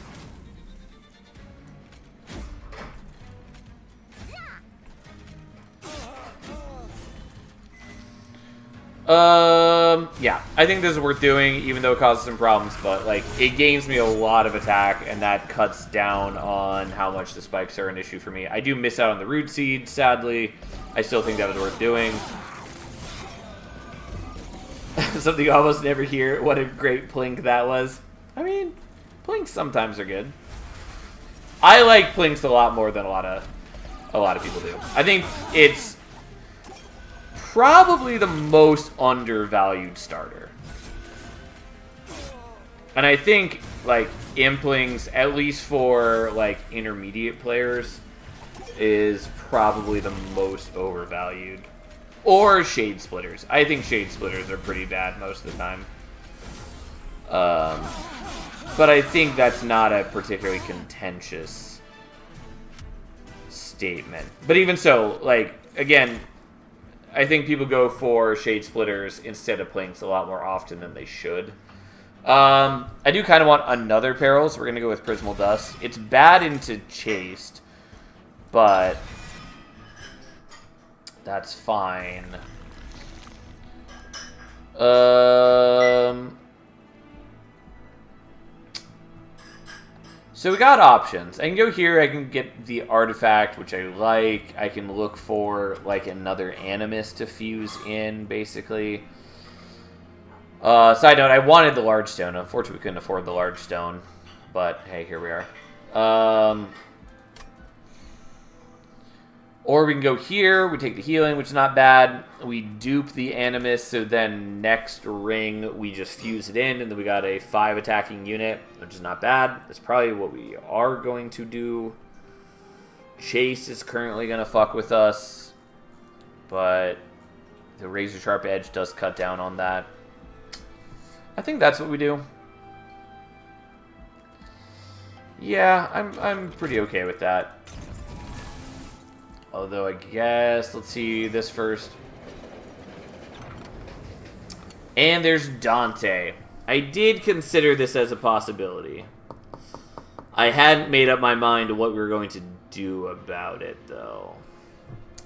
Good old Dante. I almost clicked on Abandon Run for some reason there, thinking that it was the logbook button. Don't know why. Yeah, so we don't really want him as an infusion. I mean, I think we're gonna play Dante, even though the candles are annoying. And then I forget how many battles. Is it 2 battles we have to beat? I think it's 2, which should be fine, because then we end up on a Merchant of Steel. And we've got a temple right here, which is pretty solid. I mean, like, obviously we could whiff on the Merchant of Steel. Oh, well. Like, it's as good as it can get, basically. We don't have, like, the best infusion for Dante. I mean, like, Animus of Will is fine. More multi-strike is more multi-strike. But ideally you want something with, like, scaling on Dante. Nonetheless, we'll take it. Fuck it. Here we are. Candles are a problem. Did I skip Pyre Grow? I don't believe so on this run. I believe that was last run. But also, who cares? Pyre Grow is awful. So we've got options. If it really wanted to be spicy, we could dupe a Dante's Candle so he comes in with more multi-strike. It's a bad plan. It's a plan I kind of want to do anyways. But it is a bad plan. Especially if we whiff on holdover on the perils. Option 2 is we do like the Razor Sharp. Option 3 is the Steel Enhancer. Those are all fine.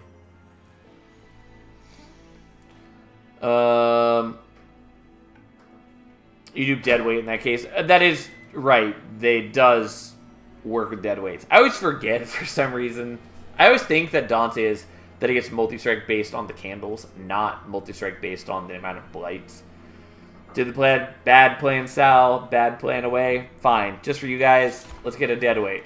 Let's live that deadweight life. Explosive Sigil is not the one we wanted. We wanted Double Explosion because it gets absolutely neutered by the Light's Gift. This is the only one that can still hurt us, which is a little annoying. Oh, I should have played the morsel in front, but fine. Oh well. Also, admittedly, I probably should have done the attack morsel there instead. But hey, here we are.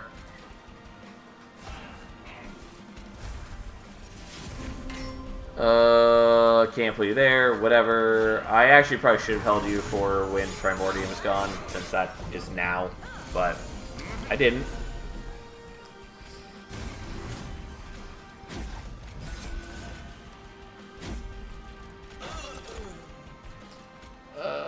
Well, we'll still do this, I guess. Actually, probably should have not, because we lost the damage shield, and the damage shield was maybe more valuable. Doesn't really matter in the grand scheme of things.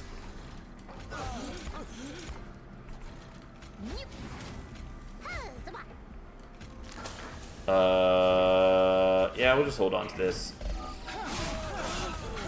We're just thinning out our deck so we can draw into the other things faster. Also, I forgot that the morsel was going to die to his spikes, in which case I should have played it up front. Yeah, this is part of the issue with the candles, is I am playing with Ember Drain, so I just take damage like an idiot.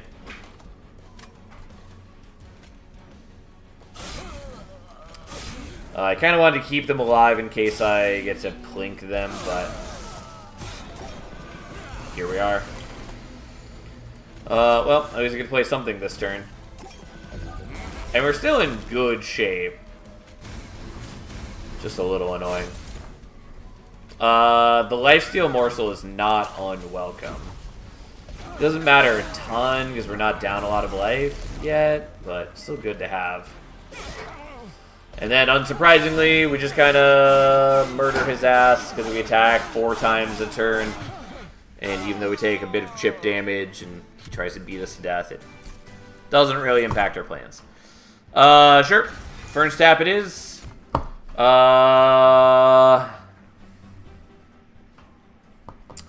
You don't say. It's a bad plan.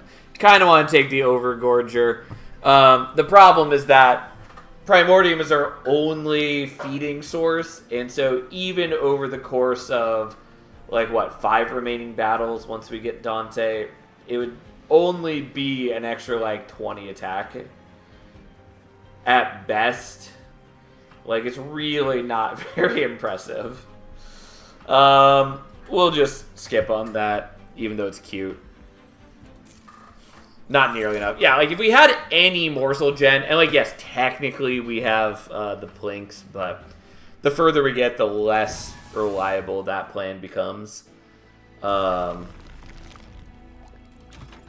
almost went for the Merchant of Steel for no reason. Yeah, we're taking Stalwart Snack. Superfood 2 is useful, especially for Divinity, but Intrinsic is nice to see. Holdover is quite good.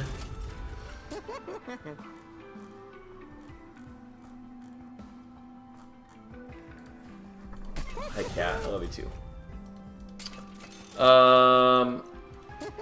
And then we have a number of choices to make. Yeah, I need you out of the way, Cat. I know, it's hard to be a cat. Truly difficult. Okay, and I still can't see the bottom half of my screen. But, so be it. So I guess we're making a 31 damage plink, because why refuse shards? So here's the deal. We need to decide what madness we are inflicting upon ourselves. There are options And the one we probably should take is Intrinsic on the Perils. I do want to do Intrinsic on the Furnace Tap, but frankly, that's not that important. The other option is Intrinsic on the Prismal Dust, which is pretty valuable going into Divinity. How many temples do we have remaining? I know we have at least 2. Oh, we just... Our temples literally all down the line. Alright, so... We're gonna do this. Because that is the most important one. As much as I want the others, that one does matter. A non-trivial amount.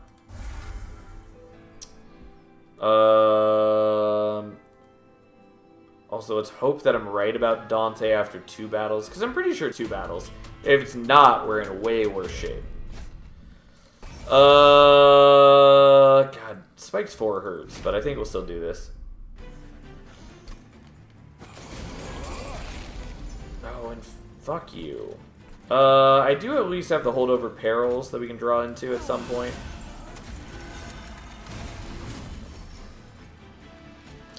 I'm going to get 1 less damage shield, and we're still going to do this so that we're at least getting a little bit of attack passed on. There we go. I mean, we're going to try to take more shards. It's not entirely up to me at this point. Because there is a limit to what I can take based on what shows up.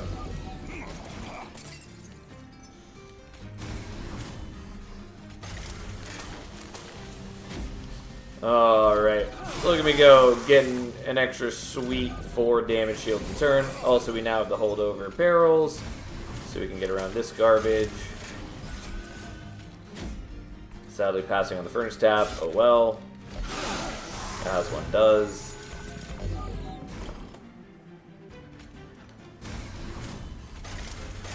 I just would prefer to not take damage. And of course you didn't hit the guy who matters.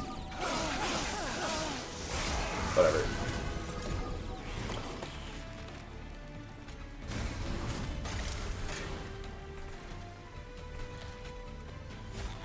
Are you kidding me?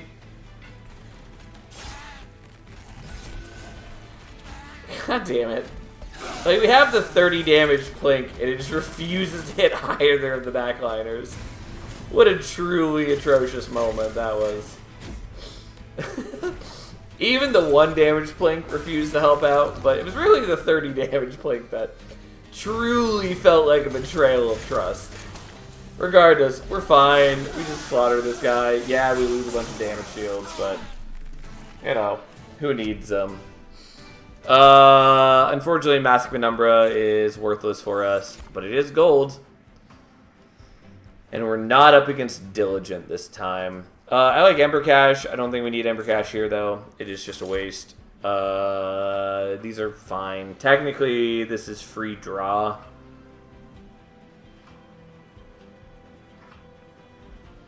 I don't think I'm going to worry about it. Yeah, here's Dante. Beautiful, beautiful Dante. Please be just like large stone.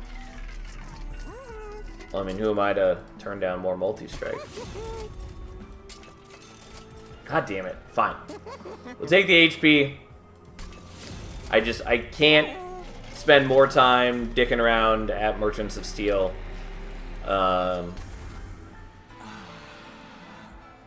And so there we go. And here's the next intrinsic, which is going to go probably there.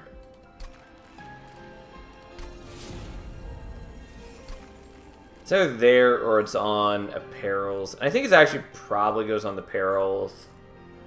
Let me rephrase. The perils is the more responsible choice by far. And so that's what we're going to do.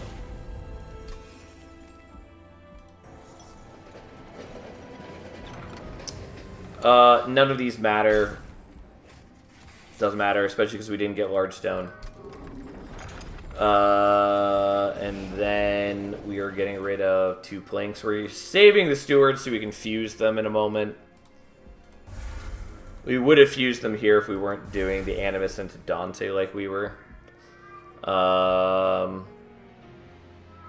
If we had self-scaling for Dante, I would have considered duping Dante, but we don't.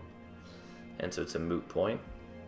There is a small chance that we hit Pyrestone housing there, in which case we could then get another upgrade here. Or we can be really dumb and go with more hell vents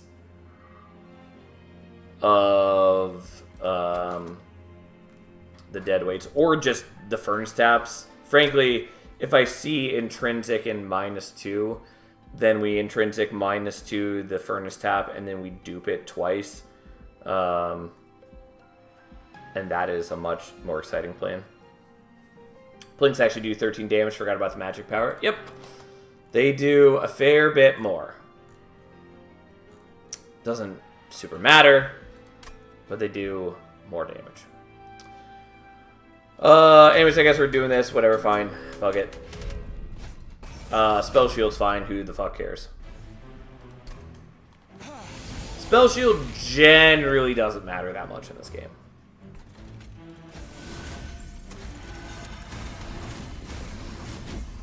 There's only a few builds that are heavily affected by it, and even then they can usually get around it. Well, lose a little bit of health to the candle. We knew it was a possibility, so be it. Life is a miserable pile of sin, and sometimes take damage. It does feel bad. Oh, and feels even worse that we are still not drawing the perils. This is why I considered doing intrinsic on the holdover perils, but I really wanted the spell chain for it. Okay. Thank God. Now we can do this. None of this matters.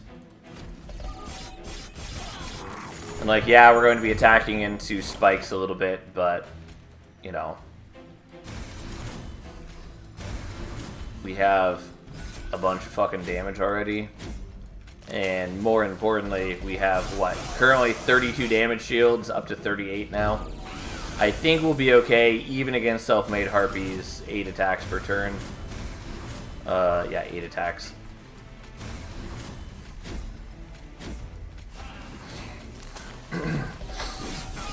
Especially because it's also dazed for a turn, thanks to Light's Gift. Of note, we are up against Chase, who does fuck with Light's Gift, which I did kind of forget to evaluate, which might cause us great and terrible grief later. But we'll see what we can do. Because the other problem is that, yeah, we gain a bunch of damage shields from Primordium, but Chase also ruins those.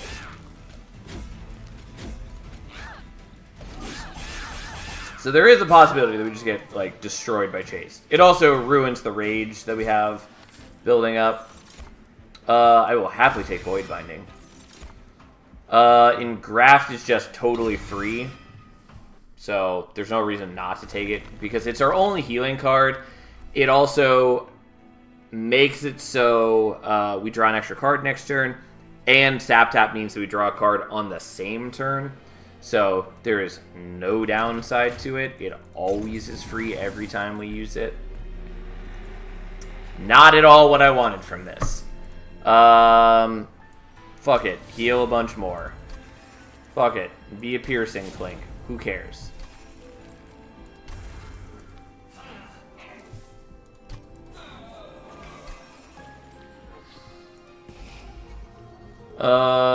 Right, goodbye, Steward. Goodbye, Plink. I would also like to get rid of Divine Grasps. I would also like to get rid of other things. Kind of want to do the Dead Weight. I think we're going to do the Furnace Tap. But also, we could just do the Dead Weight, which is like a Furnace Tap, except that it also takes up space in a frustrating way. But, you know what? We're going to do it. It also actually is much worse than the Furnace Tap, because the Furnace Tap going onto Primordium then stacks every turn. Whatever. Here we are. The Incant Shard does cause us grief. And that's a problem, but hey, I think we'll be okay.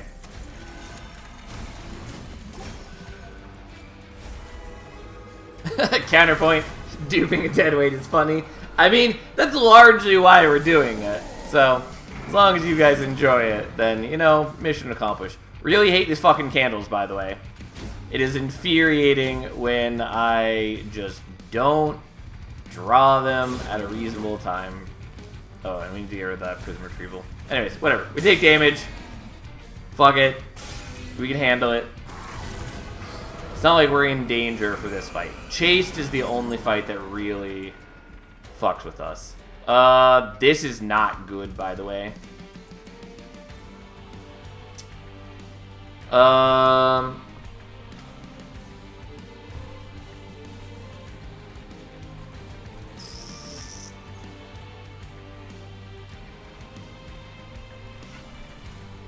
Oof.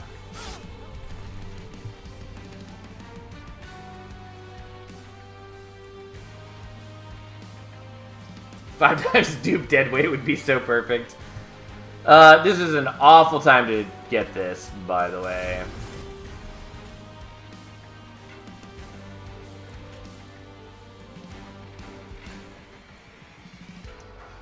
You know what?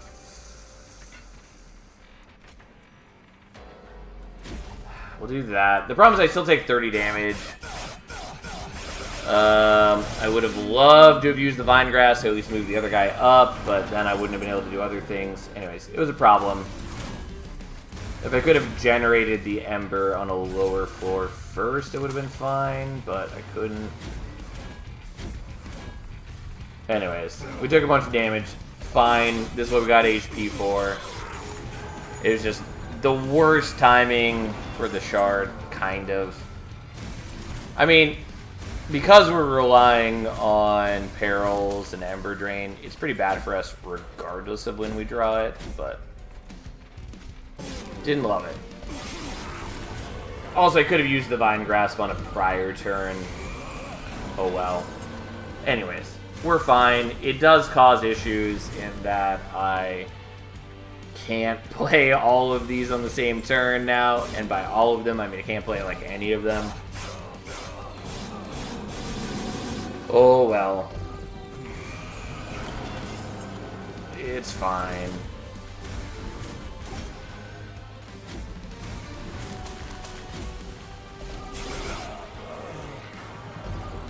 I mean, as far as killing Arcus goes, like, that part's not an issue.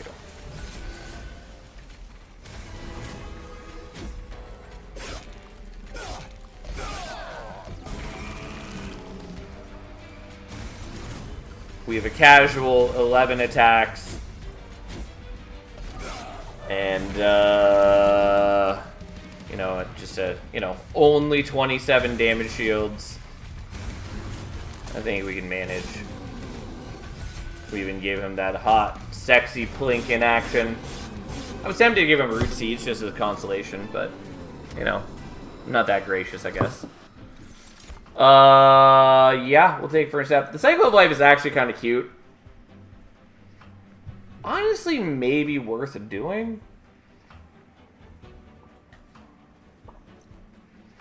But we're not going to. We're going to take another Furnace Tap. It's just that increasing Primordium's HP is very good.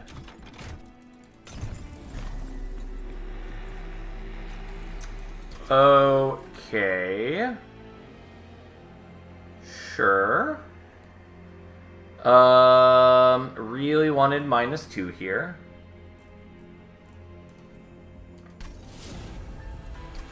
We are going to Spell Chain this. And then we're going to decide varying degrees of responsibility. We're definitely doing Stalwart Snack 2. The only change for Superfood 2 is damage shields, which is good, but we already have that sorted. Okay. So, I think what we're going to do is the slightly more respectable choice of Void Binding. Because I badly am a little worried about the Chaste fight. And this solves that largely. It's also just good. But, hey.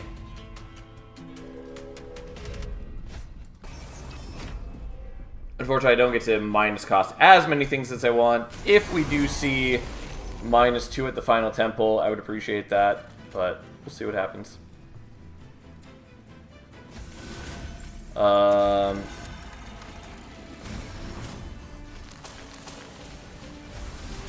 Okay, well, we only get 1 damage shield. I'm pretty confident it doesn't really matter. I'm also a little sad that we can't get the collector. Oh, well, these things happen, and sometimes we are filled with sorrow. Also can't play out the Void Binding. Also, I still don't know, and I'm really curious if Void Binding is a reference to Stormlight Archive, or if it's just totally unrelated and named that for some completely different reason. It does make me curious, though.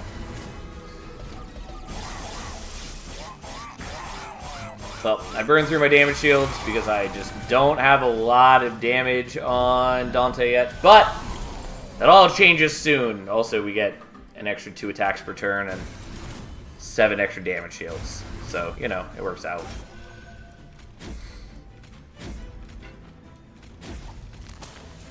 I mean, it kills that, I guess. Prevents us from losing a damage shield next turn from their explosion. Doesn't matter. Okay.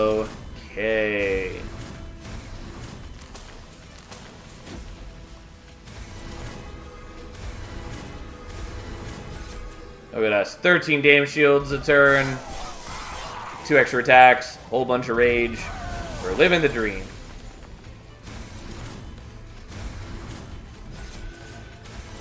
It's always pleasing to get Void Binding.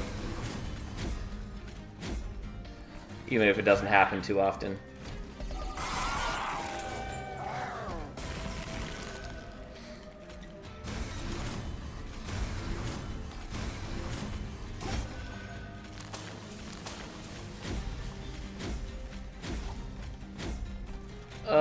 Fuck it, we'll kill that guy. Doesn't matter.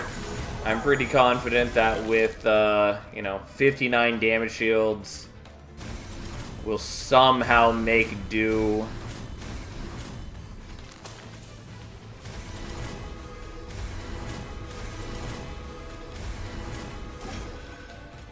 And if somehow Primordium lives to get eaten, we'd pass on another 2 attacks and another, tons of damage. Basically another 300 damage and another 25 damage shields. I think we can handle that. Turns out, Primordium's pretty good, especially with something like Dante. Gem Trove is cute since it damage shields both our dudes, but no.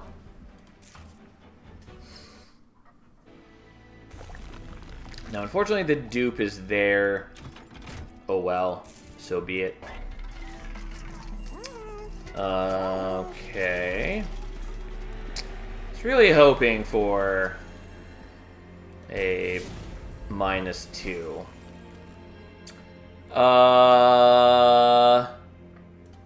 So I guess we're gonna do intrinsic probably on that.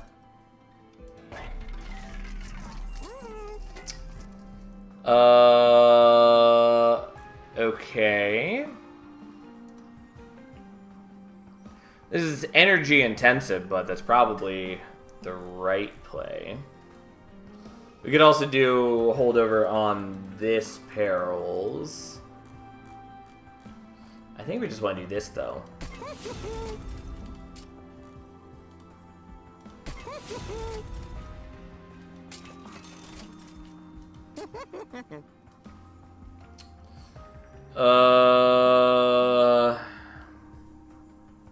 Sure, why not?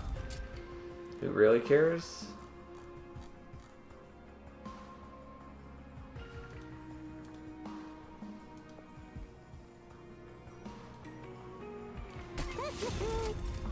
None of this matters a whole ton.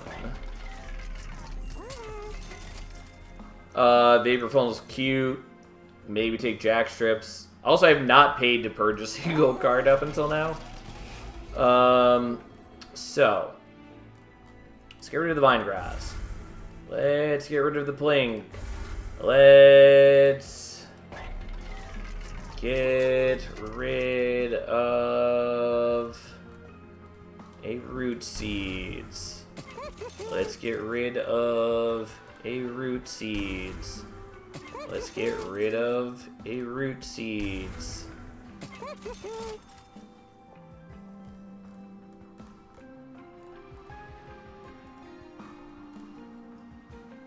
Kind of want to get rid of like the Steel Enhancer and basically anything that's not just these.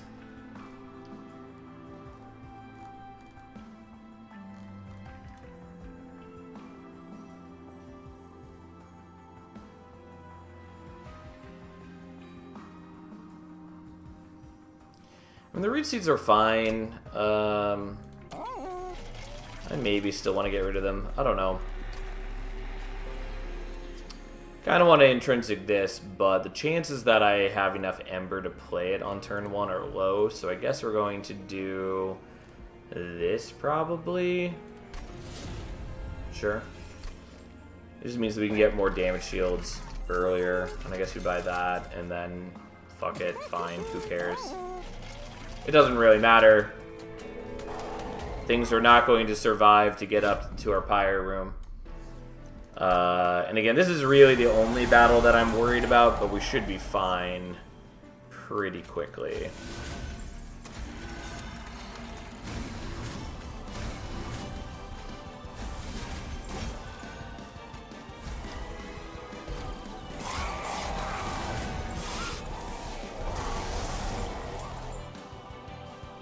Well, once again, we take a little bit of damage because I just don't have any perils yet. Oh well, so be it.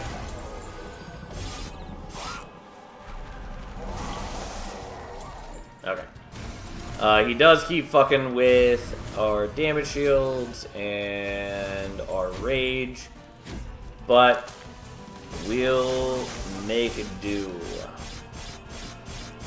God, we only do 24 damage per hit, but we do have 12 hits. So, you know, we get there eventually.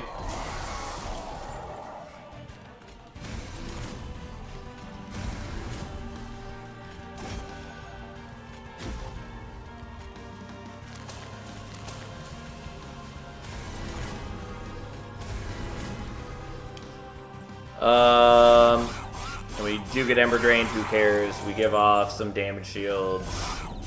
If we hit the Engraft again, we can heal back all that health.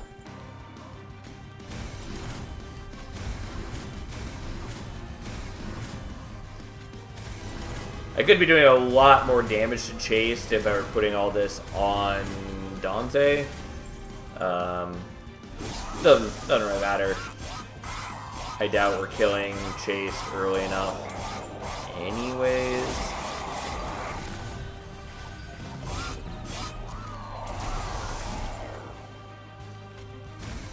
So we're just gearing up for the future.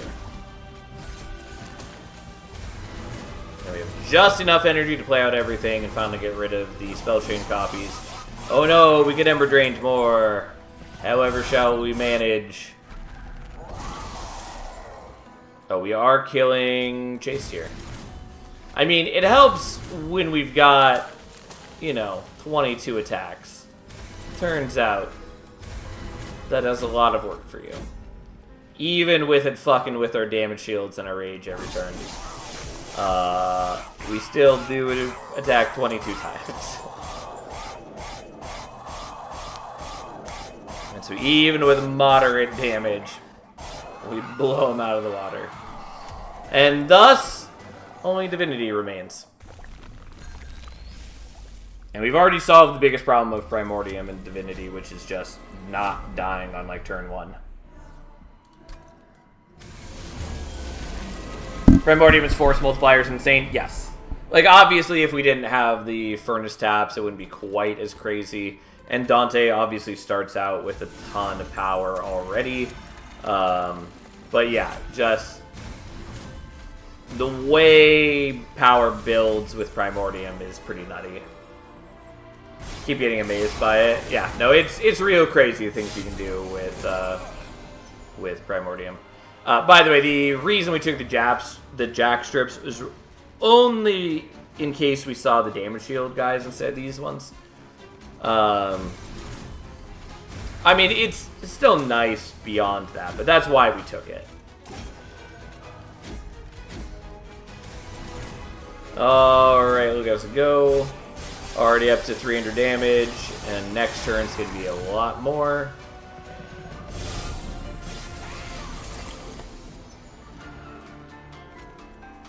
Again, obviously, we could be doing a lot more damage on this turn if we were putting these things directly on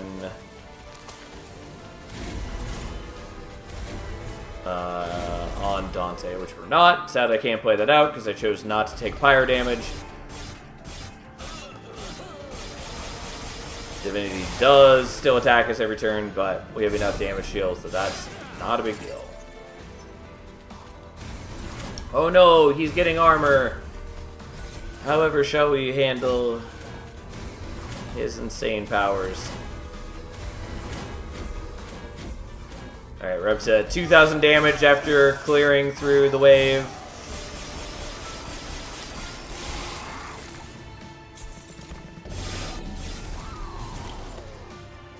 Alright, and then, unsurprisingly, this turn we kill since we have 16 attacks. We're hitting for 400-ish damage. Or at least will be soon. And we are definitely just putting them all on Dante this time because why not? We already have the kill. There's no more time to build up anyways. So we'll bring it to a clean 17 attacks, 431 damage each time. A mere 43 damage shield before they attack. And then we just absolutely delete him. And if it went further, it would just get more and more crazy. But yeah, there we go. That was a run if I've ever seen one. But yeah, turns out Primordium's good. Dante is real good, kind of. Like, Dante is often not worth pivoting into, but if you have the tools to support Dante, he's a very strong unit. And similar to Brawler Prince, his base level of attacks guarantees that you have enough hits for Divinity, which is really nice. Obviously, like, Dante needs some scaling. And by the time you get him in the run, because, like, the earliest you get him is, like, Ring 5, basically. And at that point, if you've already invested a lot in a unit, and if you're scaling and defense is like unit centric, like if you're relying on like the incanting from Siren of the Sea or like incant armor, it's not a guarantee that you'll be able to replicate those things on Dante. And so, yeah, there's a lot of reasons to not pivot to Dante when you see him, but there are also a lot of good reasons to do it too. Just really depends on the run.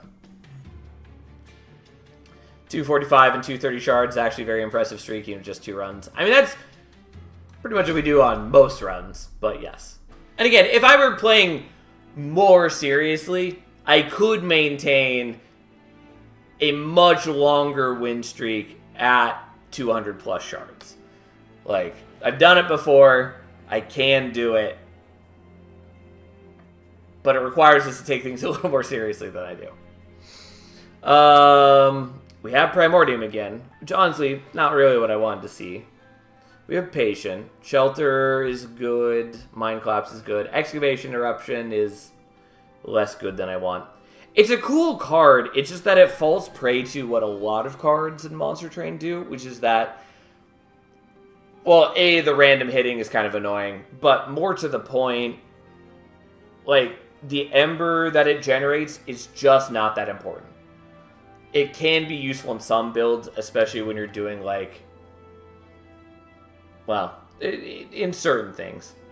But like, if you have like 5 ember-ish per turn, that's already more than you can spend on things.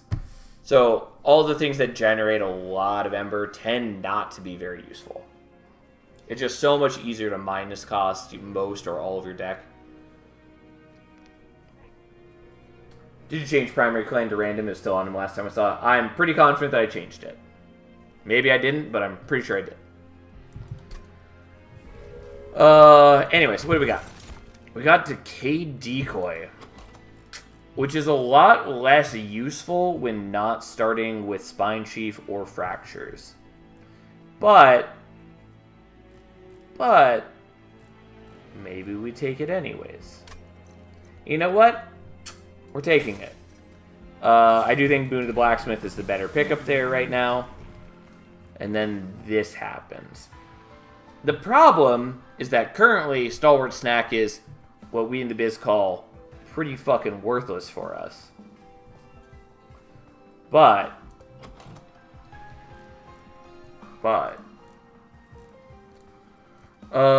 yeah, Superfood's really what we wanted to like pass on the armor from the shelters. Aggressive Edible is definitely better. The problem is that like at high shards, high covenant, passing on 3 attack and 3 health for 5 turns is just not great. Just doesn't do a whole lot for you. I'm still going to do it, I guess, and we'll see what we can do. We do at least have a lot of direct damage. Unfortunately, the armor makes it a lot worse. We're still doing it because we badly want the unit draft. Even if we skip the unit, it still is gold. I was really hoping to see this right off the bat. So, there we go. We're going to play that there just so we can get the charge generated. And thank God we were able to murder them all. Because we got rid of the enhanced guy is the biggest thing. But also, like, again, we're very bad at actually clearing waves at the moment.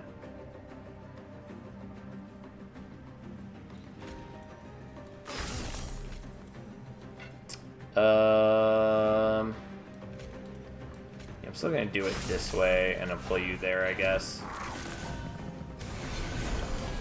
Yeah, you guys are not great, and I don't have charges on anywhere close to the floor that I need them. So we just need to do 6 damage to you, so we can kill you after a single spell. So, we'll do that, and then kill you. And then that, and then gain 2 armor, I guess. It's incredibly underwhelming, but it's what we got. It's just I didn't generate charges on the floor that I wanted for good reason. Oh, thank God that worked out.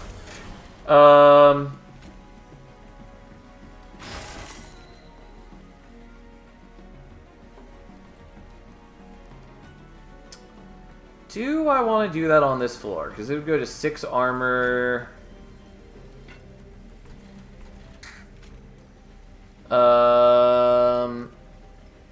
Yeah, that's fine. I don't think it really mattered. Maybe better do there. Whatever. Here we are. Yep, this is what we expected from this situation. Yeah, and then unsurprisingly we take a bunch of damage. Oh, I did actually end up at low enough that... So two problems happened there. One, I forgot that Primordium was going to finish being eaten, so getting the armor on Primordium didn't fucking matter. And I definitely was accounting for that in my planning. And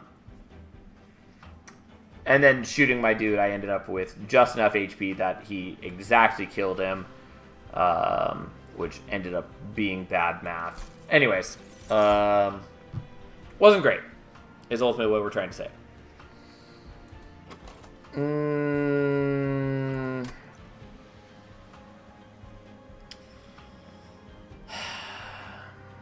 The Immortal Trade is appealing. We're going to take the Mind Collapse, even though I don't think I really need it.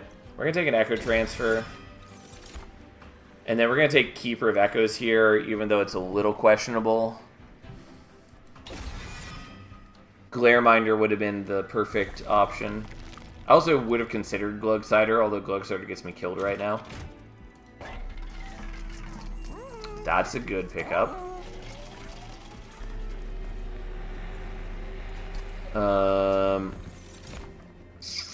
Ooh. You don't say. Okay, Cat, you are on my arm in a way that is uncomfortable. I know you crave my love and attention. For now, I need my arm back.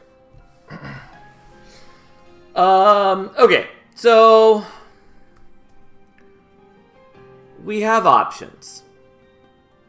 Some of them are good options. Many of them are not.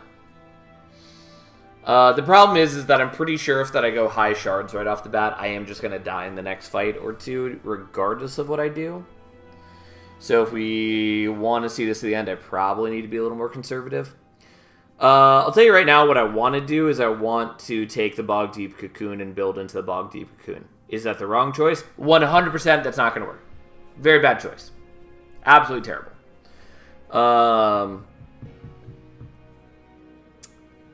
Option number 2 is we take the Bog Deep Cocoon, we fuse it into the Keeper, we then have a Keeper who has Trample, we have Multi-Strike in the shop. Primordium can pass on some benefits, it's pretty cool overall. At the moment, it's not totally great. Because I don't have fast enough scaling for that really to matter. The extra stats are helpful. It is good. I think we're skipping on it. Option number 3 is we go for double Keepers, which again doesn't solve my current issues, but is pretty cute with Primordium. You can also do the Kinhost, which lets us apply Reap on Strike. It's honestly not the worst infusion right here. And actually in our clan combo, it's really not terrible either. Since we do have Decayed Decoy, it's 2 Reap per strike, which means we're getting, with a single Keeper, 4 Reap to the whole floor every turn. The problem is I'm bad at charge generation right now, but I'm gonna do it.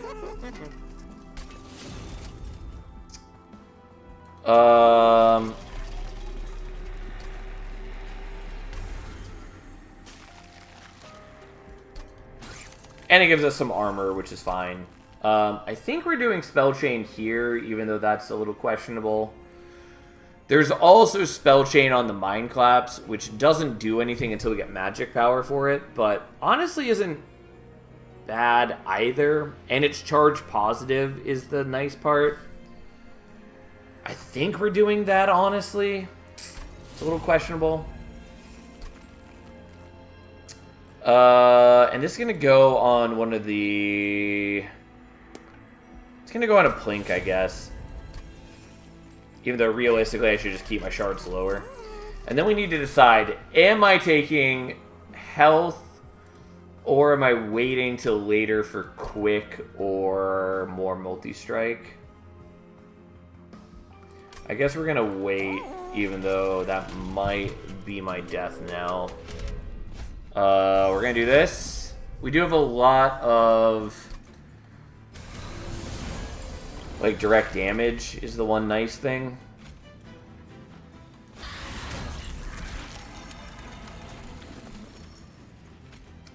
Sadly, that doesn't kill you. Oh, I'm sorry. We're doing this in a slightly different order, where I pay more attention to what was offered. Because the correct way for me to play this, at least if I want to kill this guy, which I do, is we do this first. So then we refund 2 Ember, and then we play out the Keeper, and we do that. Sadly, we don't get to buff Primordium turn 1 because we have no charge generation. And then sadly, I can't play this. I'm going to do this, even though it leads to misery. Really wish I could play that Excavation Eruption. Anyways, we give them Reap, but we have no charges top floor, so he still survives.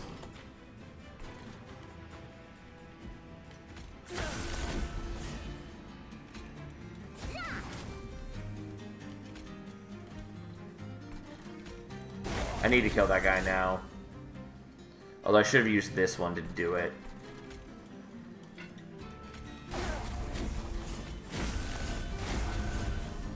Yeah, the problem is doing this, he just kills me. Because I can't let him do so much damage.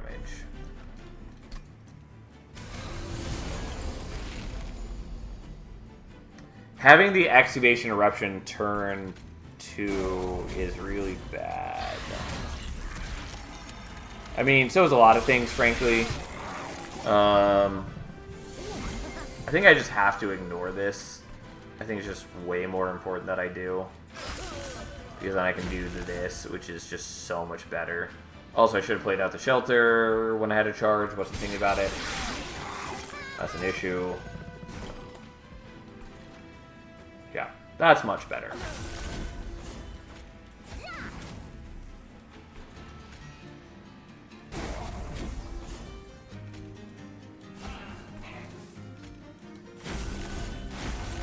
And then we build up some charges, and we make it so we actually have vaguely decent stats.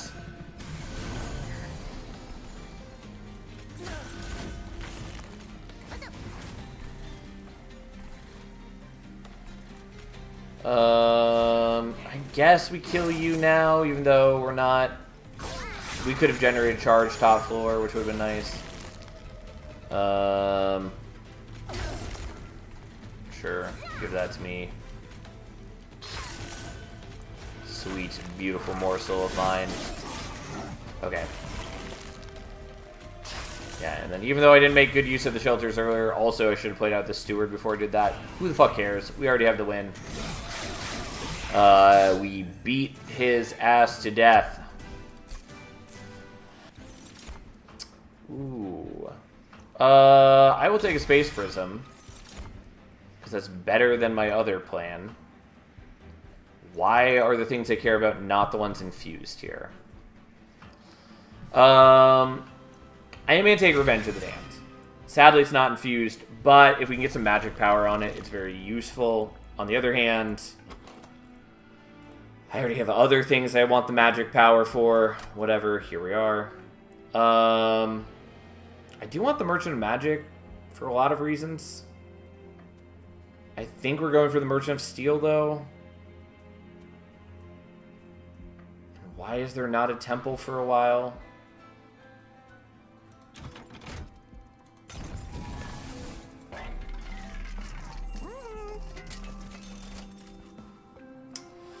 That's not what I wanted, but maybe we take it anyways.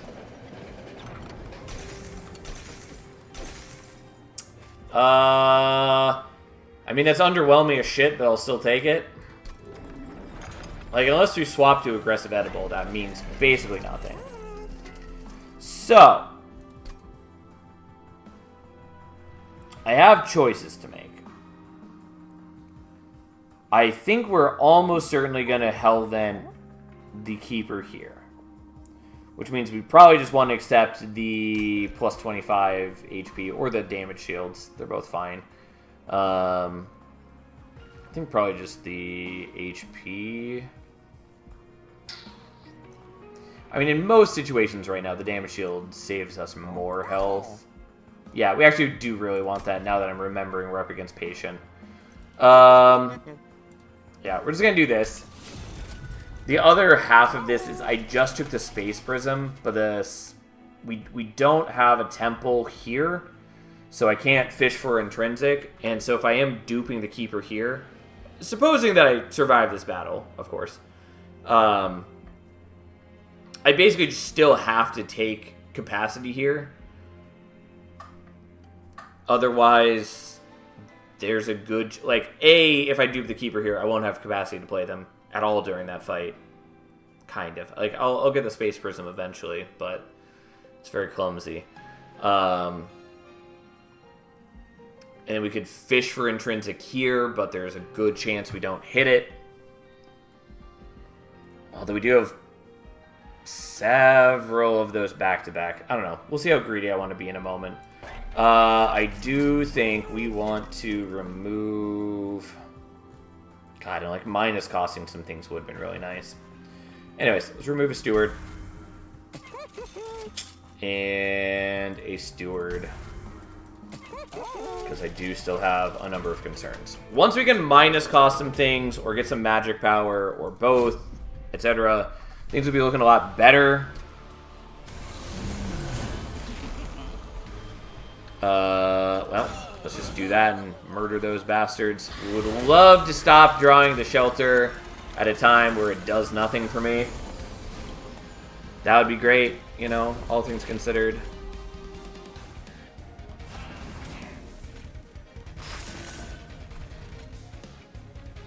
Oh, whoops. I'm sorry. We're doing this in a slightly different order. I know it's early on in the... Whatever. Here we are. I keep forgetting that I don't have magic power on that yet, so I need to do this in a slightly different way. I'm vaguely tempted to play at the shelter, even though it's worthless for me right here. But we're not going to. Anyways, the correct ordering of this is that we do the Mind Collapse first. Well, I was supposed to have done... Yeah. Didn't mean to do that in that order. I fucked it all up. It's fine. Whatever. Here we are.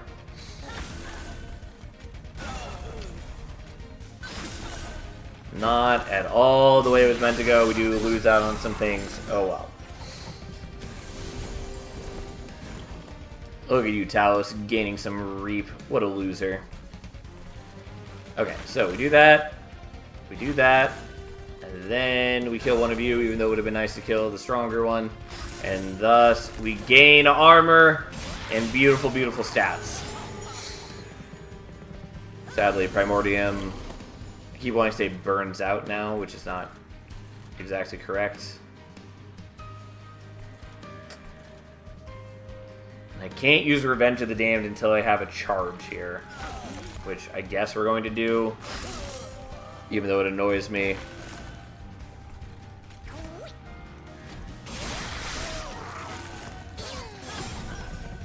Because I really want to use Revenge of the Damned on the floor where it actually does stuff for me.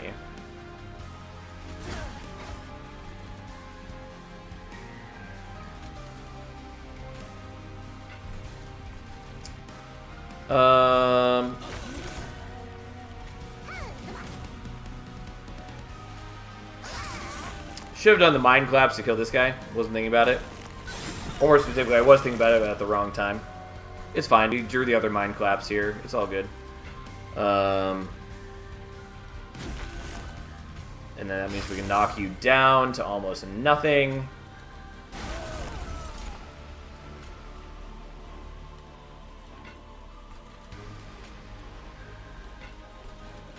Whatever. We'll hit you. We do overall lose some stuff there.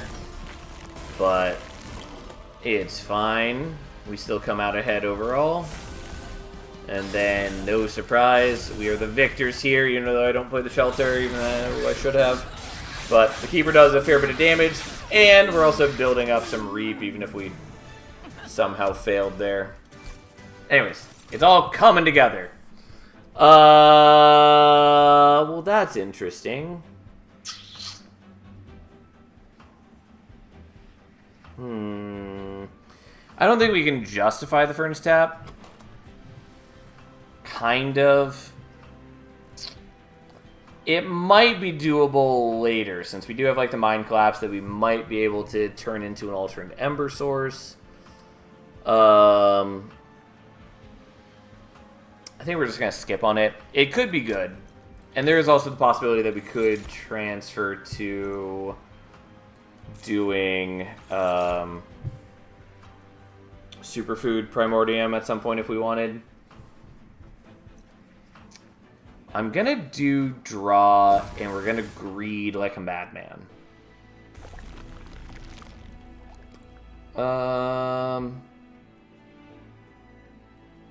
So we could also dupe here. I think we still want to dupe now, even though it's awkward.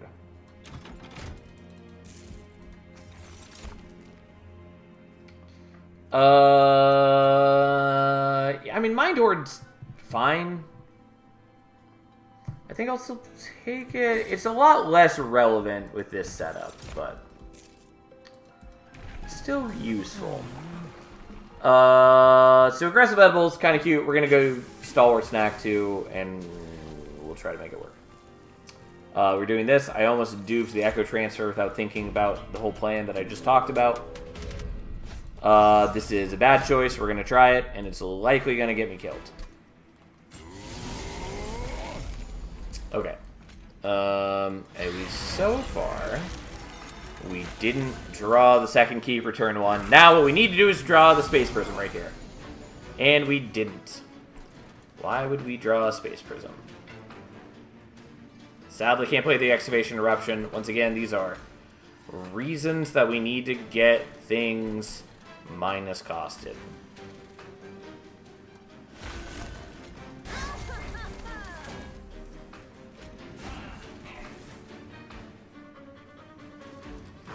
Well, that's the problem of not having taken capacity.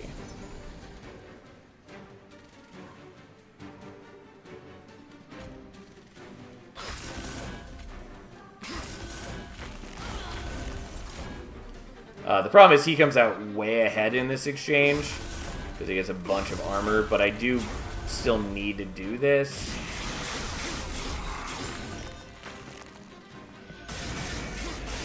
Oh, yeah, I don't know if I survived that. That's a problem. Let's see if we can survive this.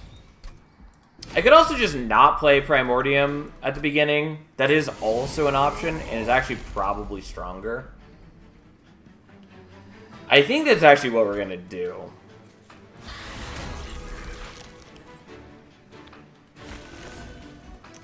Because having the second keeper, I think, is just way more important.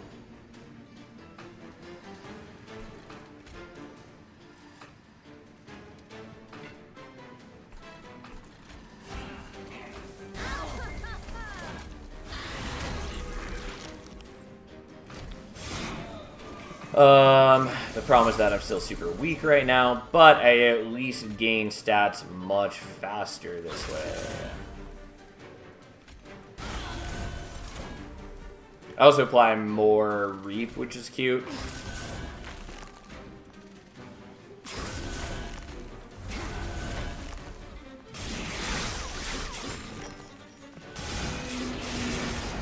Yeah, still not enough, though. I don't know that there is a way for us to do this. Like, there is sort of one thing we can do, which is not get the Collector on turn 2. Because that doesn't give him armor, and it's whatever, and we live our life of sin, and we cry deep tears of suffering. I could also play the Plink up here first, which I didn't do last time because I played out the Train Steward. I guess let's try that first, and then do this.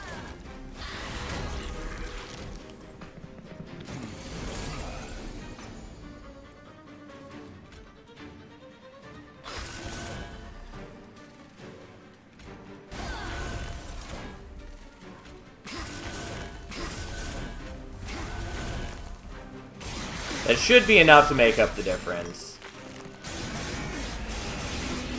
Like, I'm still at catastrophically low life, and there's no great guarantee that I can survive more than that.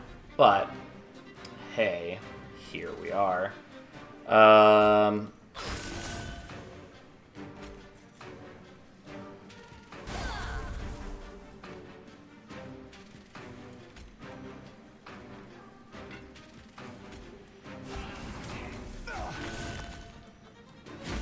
Yeah, that's not enough. But had I played the Steward and back, I think I could have done it. It does mean that I'm blocking myself out of using Primordium, but at this point, I don't think that really matters. Again, the biggest issue here is I have 100 shards, and I also agreed to take draw instead of taking the other thing that I should have done. Oh well, let's see if we can make it work.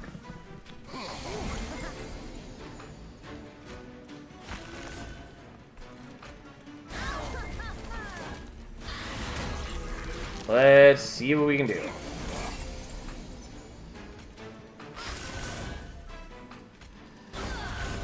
I know we're doing a lot of fiddling, and mostly it just comes down to that I've caused myself a non-trivial level of sins to account for. Also, could have just not taken the multi-strike trial, which we also knew was an issue.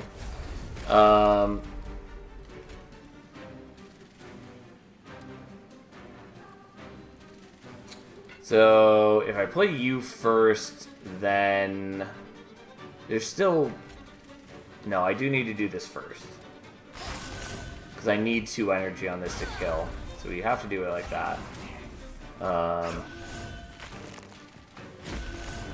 Oh, we're 3 damage away.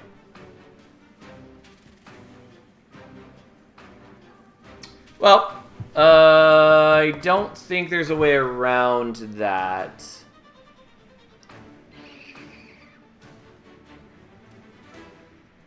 Yeah, I don't think there's a way for me to squeeze out 3 more damage. Like, I'd have to have played him a little earlier in the turn.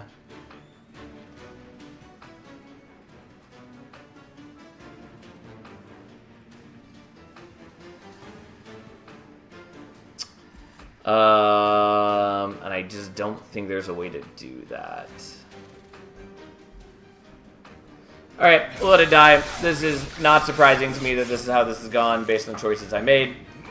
Again, had we not taken the multi-strike, we'd be fine. Had I not done other things, we could probably make that work. Oh well. So be it.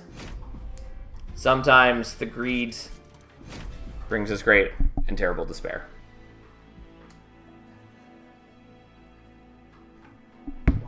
Alright, so we got Queen, we got Wormkin, we got Diligent. And we have an interesting selection of starters. I always like Echo Transfer, but it is by far worse when it's not infused.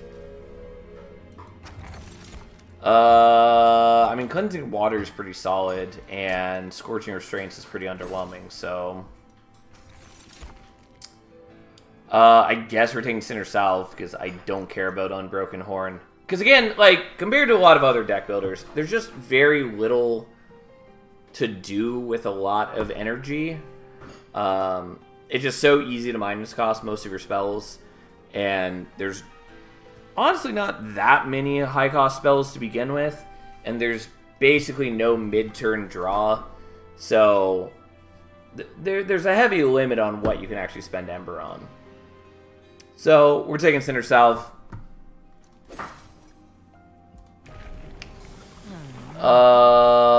And then what are we actually doing here? And by that I mean I'm almost certainly taking Imperialist. Because Royalty is bad. I want to like Royalty, and I don't. It is, in fact, pretty terrible. We'll take this.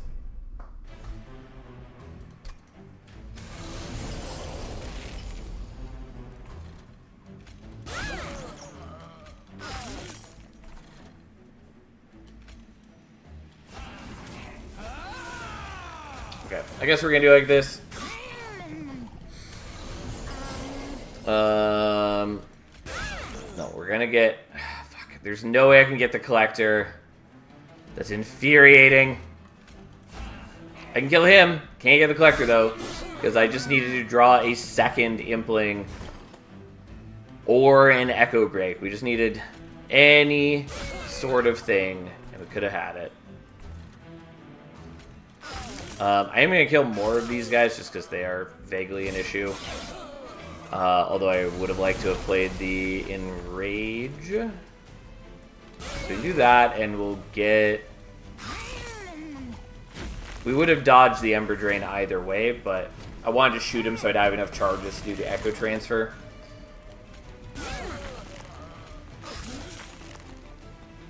I think it's just better to do this. Could have also played out the Train Steward, but that's fine. Right. Sadly can't do the Echo Break, but it doesn't matter. Or not the Echo Break, the Echo Transfer. But either way, there we go. I mean, Tiresome Climb is really fucking solid. We're taking a Welder Helper, though.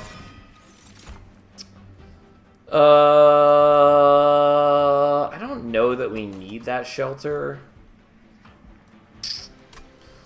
I'm still gonna take it, though.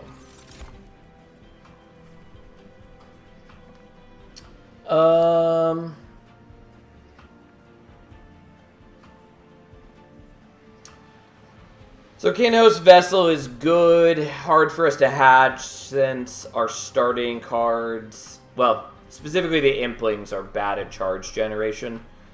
At least on the floor that we would need them. Branded Warrior is pretty underwhelming. Demon Fiend is bad. It has a decent infusion, though. Though it's much worse infusion with Queen, since space is generally going to be at a premium. I still might take the Kinhost. I think we skip and we look at the Hellhorn banner here. Yeah, that's what we're gonna do. I wish Branded Warrior had either higher base stats or gave off more rage.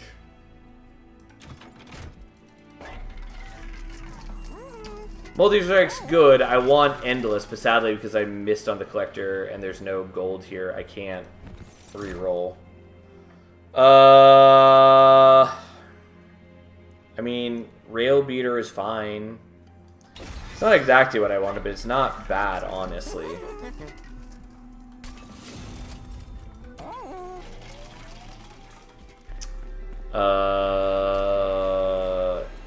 I guess we're gonna do this just in case. We're gonna skip on that. And I am going to be vaguely responsible and keep my shards lower for the moment. Okay. At least we got the shelter for the sweep boss.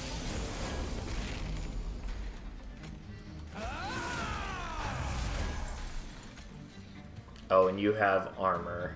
Of course you do.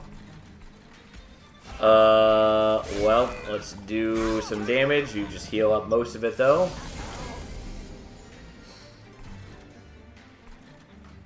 I want to build charges up, but...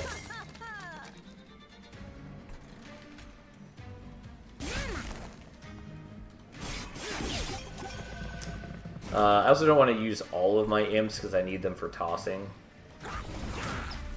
Oh, except I can't do the echo transfer since I didn't pick the one that is infused. Well, fine. Bit of a mistake. It's fine. How many more imps do I have? God, I'm not going to draw any next turn. That's a shame.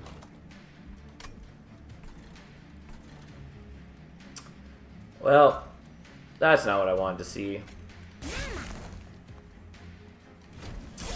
Because I've wanted one to toss at these guys, but that's not happening.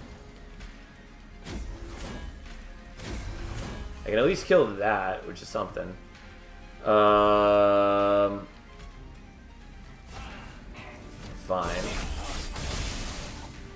I take a little bit of fire damage as he shoots and he explodes. The Rail Beater will do a solid job there, at least.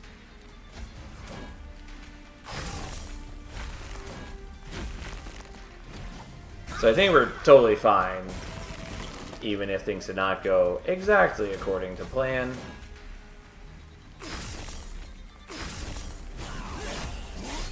Also, I suppose even if I had an imp here for this turn, it didn't matter. He would have just swept and killed it anyways.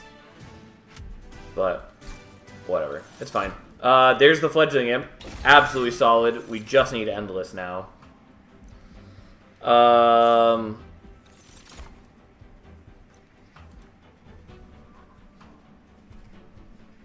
Keeper of Echoes is fine as an infusion. Alpha Fiend is okay, but not really what we want. Mostly because of the capacity increase.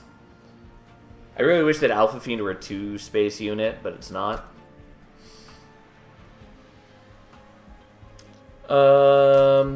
Yeah, let's skip on this for now. Some of those are okay, but the The problem is we really just want Merchants of Steel.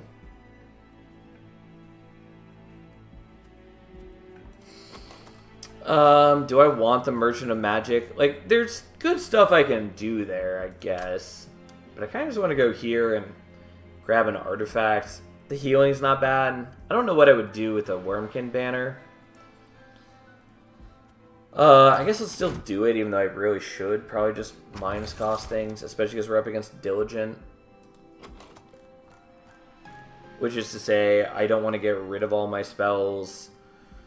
I mean, maybe it doesn't matter. I guess we'll take Improved Firebox, even though there's a good chance it does nothing for me. First of Kin is a fine infusion.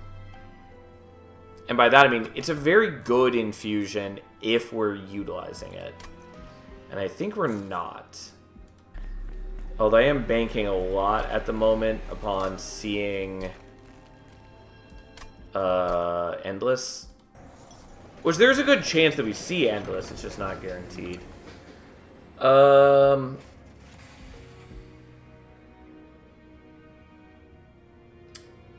Yeah, I guess let's take Petrified Skull.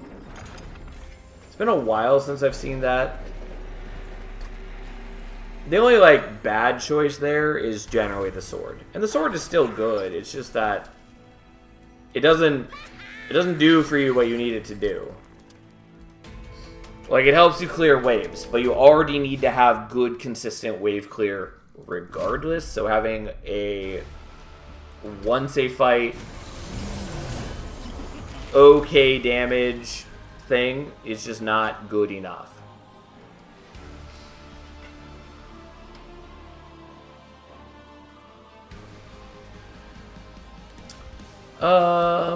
I think we're gonna wait on the Welder Helper, which is a little weird, or on the Fledgling Imp. But it means that I will have the Rage longer later in the battle.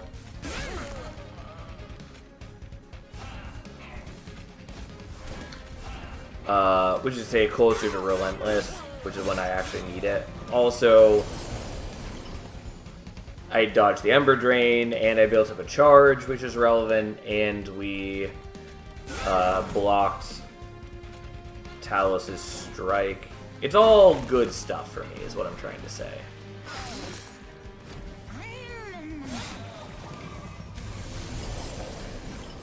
Also, I forgot that we're giving her melee weakness, which is cute. Yeah, so I guess we do this.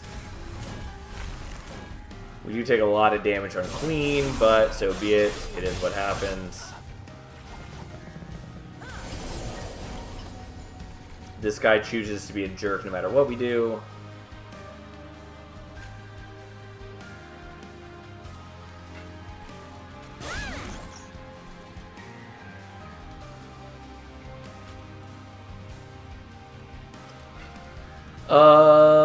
So I could do a little bit of damage here, in which case we then don't leak as much.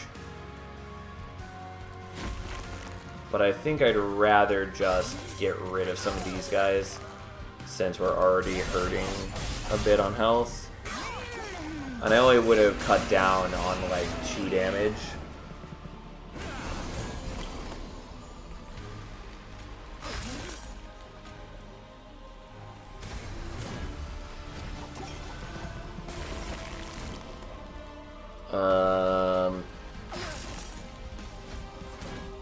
Could really use that Fledgling Imp now. There it is. I mean, we're fine either way. This was a known quantity.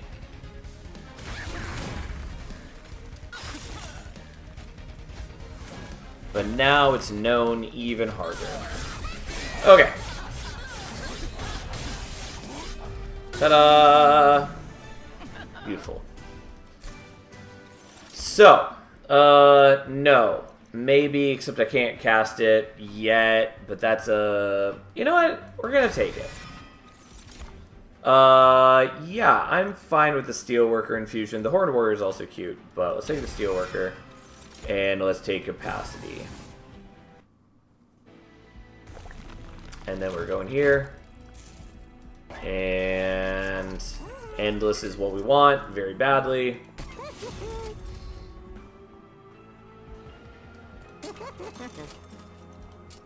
I'll take more multi-strike. Unfortunately, we don't have a temple here, and we don't have a temple till here. That's not ideal. In the greedy world, we would have taken the Horned Warrior infusion, but we didn't. Because Fragile is a little dangerous, especially when you have spikes. We're going to do this, though there's a good chance it just gets me killed. Okay, at least we have the Rail Beater. Oh, I'm sorry, let's avoid the Ember Drain, because that's very easily done here.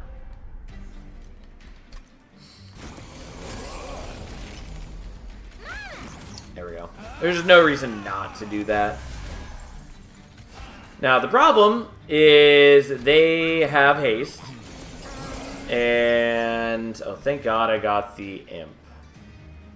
Okay, do you survive? You don't if I put you up front because of the spikes. But I can do this, and then that, and then we're fine.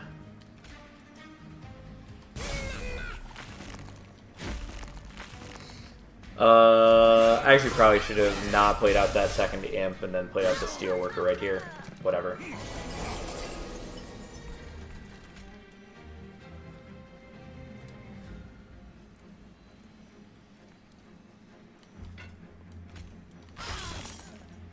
So 11 damage is coming in, which is exactly enough for this to die.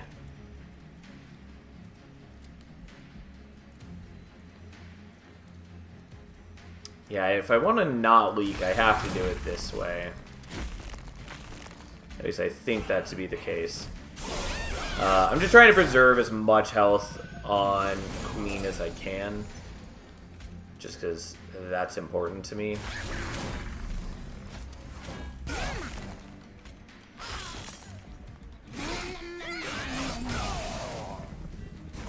I think we'll be fine pretty much regardless at this point. But still useful.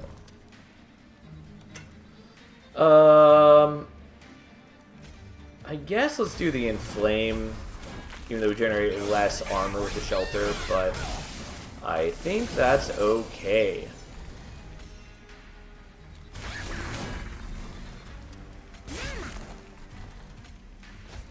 And we don't want to use Petrified Skull yet, because we do want to wait until it has gotten the follow-up event. And then we just absolutely murder the shit out of this. Should have put a health on that Imp last shop. I should have, and I spaced out, slash... Yeah, I didn't.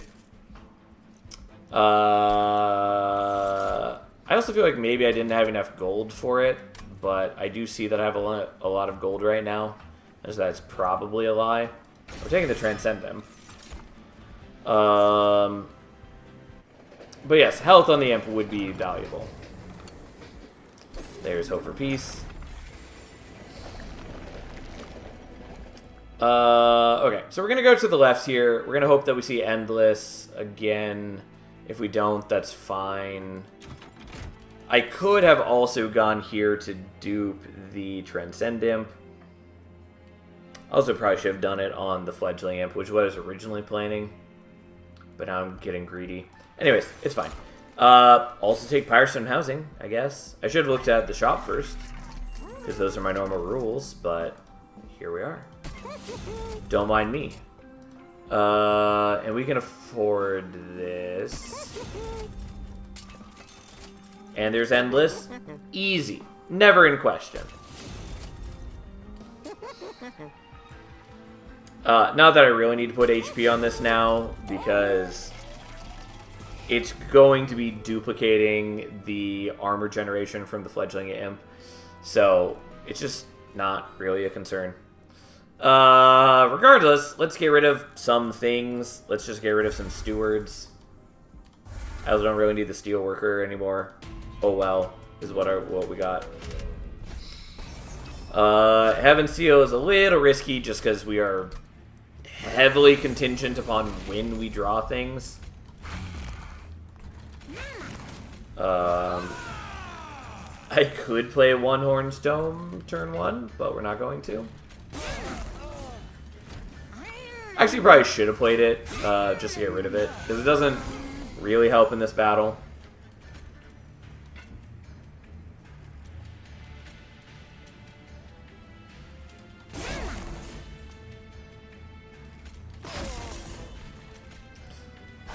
I actually don't think I can afford to do that. Also, it's not killing the thing.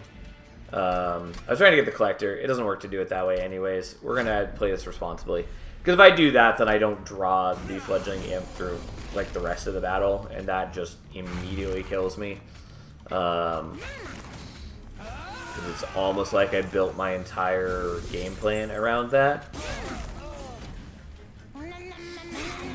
So we're gonna take this a little more seriously, where we actually play out our units.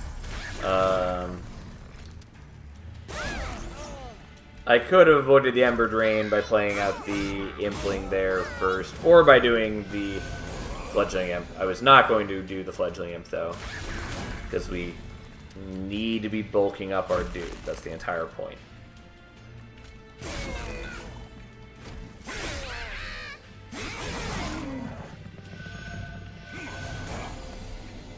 I would love to get quick from the from an event. That is unlikely, but I would still enjoy it. More than that, I would greatly prefer to be getting Forever Flame or Queen's Tail, or both of them, because it would greatly cut down on my Ember requirements.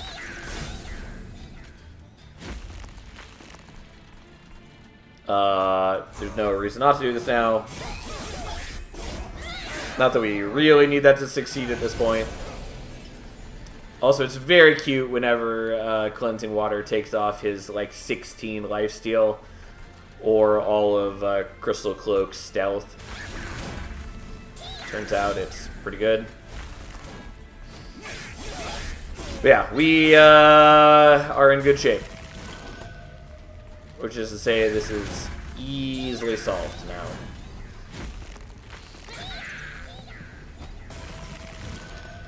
As we get an increasing amount of rage and armor every turn. And, yeah. Also, our Rail Beater has melee weakness on strike and 4 attacks naturally. Oh, Hell's Banners is the other thing that's just fabulous for us. Absolutely great. Impish Scholar doesn't really matter. We do have the Transcend Imp, so we could use it to get back Consume cards.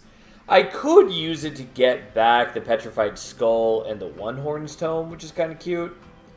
The problem is I need to make the One Horn's Tome cost tremendously less than it does.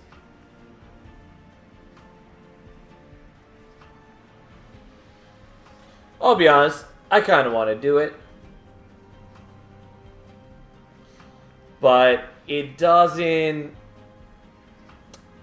It sort of works as long as I just put 2 -1 costs on it. Is it a good plan? No. Are we going to do it just for the sake of it? Yes. That is correct.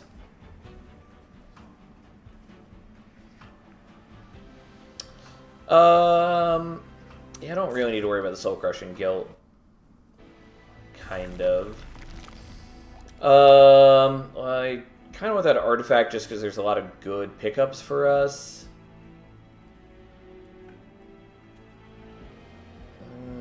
I mean, we got really the main thing we needed. Resonant Shard is also quite good, so is Railhammer.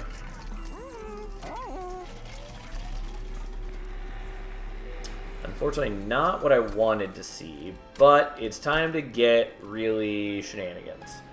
So number 1, we're going to do this, which is questionable. I mean, we're still doing it. It's not really bad to do. Enjoy plus 30 magic power, who cares? And then we're gonna do...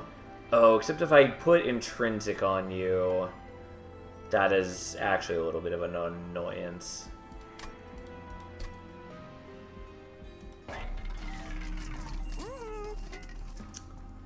Because I need it to be 3 cost or less, basically. Unless I also get a Pyre Chomper, but that is sort of unlikely, sort of unhelpful. I also would badly like to remove cards from my deck, but I am being irresponsible about that, so here we are.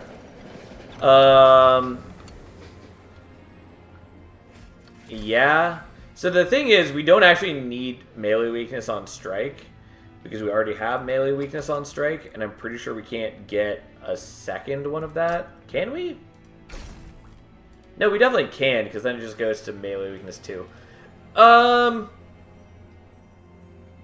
I'm probably going to do that. Realistically, the stronger play is we do Sap on Summon, especially because we have Transcend Imp, which means that it just gets to be more and more and more and more, so you just sap enemies into oblivion. Nonetheless, we're going to do double melee weakness on Strike, because that just never comes up, basically. So, fine, we'll take it. I don't know. None of this matters. It's actually better that we don't have intrinsic on anything. I'm going to take it just for Shard's sake, and we're going to purge that at the earliest opportunity. Because the thing is, we want to draw into our imps as soon as possible, and we can't intrinsic the imps. I think we're setting up bottom floor, except that we're going to leak you guys. Oh, and I do have Sinner Salve. I did forget about that.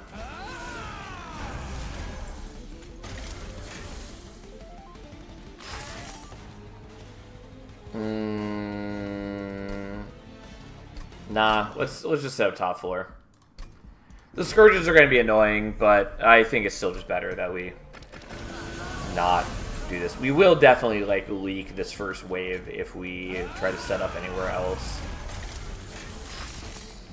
And we have Sinner Salve, so at least everything costs 0.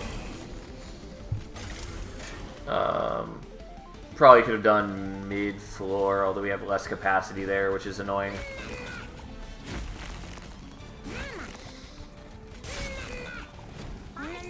Unfortunately, the Scourge cards just slow us down dramatically, but as long as we get to, yeah, one of them, well, specifically, we want this one. Because the Transcendent doesn't really do anything until we get some summon triggers going.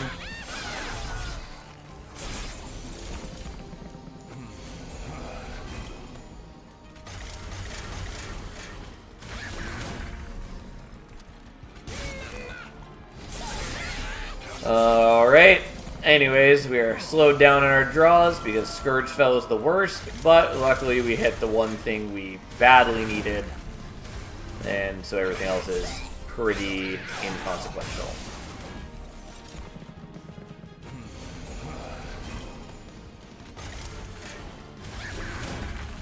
Technically I should have played the other one first so it would also benefit from the Rage.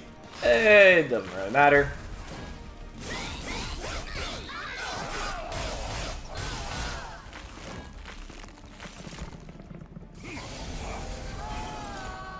Fel already has lost much of her life. You know what? Let's kill you. And then, let's get it back. There was a chance that it would have gone back to shelter instead. Who cares?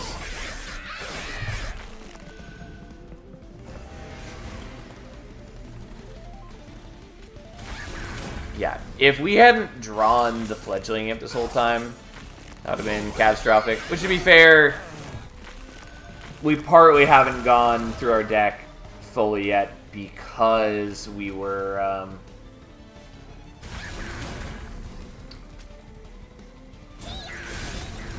What am I trying to say?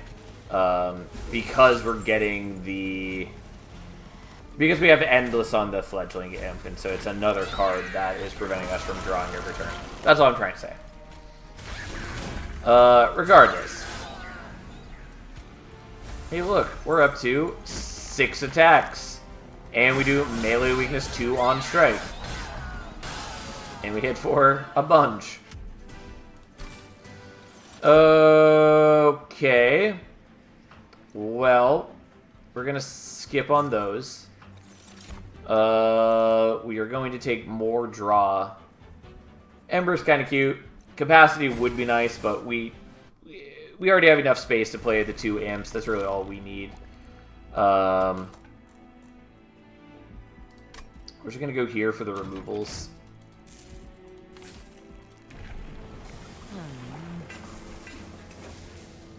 That's basically all we need at this point. So we're going to get rid of that. And there is one more temple, which we will make use of then. I guess let's get rid of a steward. And then let's thin it out a little bit more. Which is mostly just so we draw into the Fledgling Imp faster.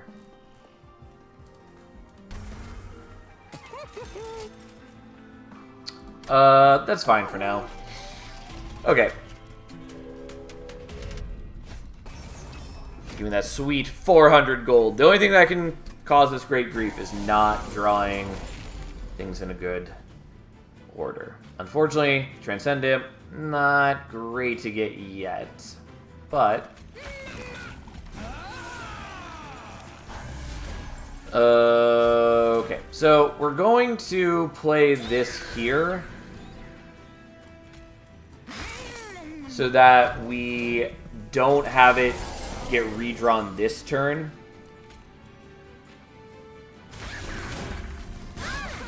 So that we had a greater chance of getting down to the Fledgling Imp.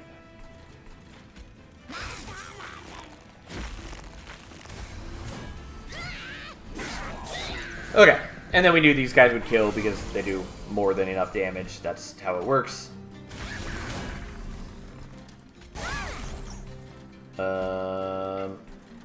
Play out that one too. And then... you guys are very scary. But I can kill one of you, and that makes it a lot more tolerable. And then the longer this goes, the more armor we generate with the Queen, or the Transcendent. So it's all fine and dandy. We're gonna kill you.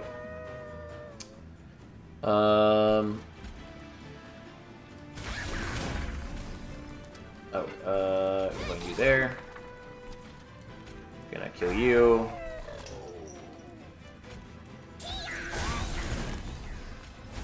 Can't play out One Horn's Tome. Oh well, it's not like a big deal. We'll get rid of you just so you don't extinguish upon us later.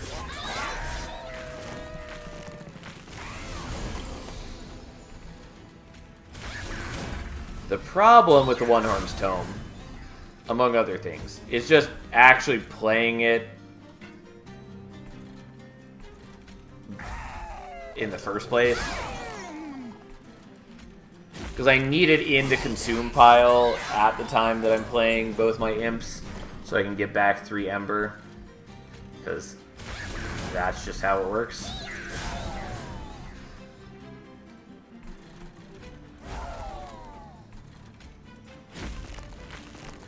Oh, I do actually have enough Ember this time. That's fine. Here we go. Yeah, it totally works the other way. I don't know. Things happen. Here we are. Turns out Transcendent is real strong. I mean, imps in general are quite good. But Transcendent just makes them even more nutty as long as you have moderate support. It's also useful that Transcendent's infusion is endless. It ends up not being that important most of the time, but it means that even if you get a Transcendent late game, you can still just like self-infuse it. for Endless if you really want that. Ta-da! Okay, look at this go. I thought there was another Transcendent for a moment. We're definitely taking the important work, because that is, like, the best thing that we can see at this point. No, my stupid jacket. I really need to replace this jacket. But I am a creature of habit. And I dislike change. We're definitely going here. I mean, the removals are nice, but I think we're just going here, right? Yeah, why not?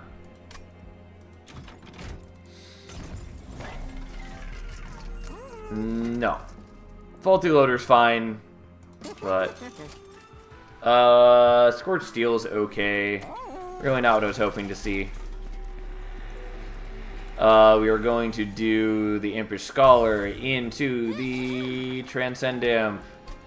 Doesn't matter a ton, but hey, we got it anyways.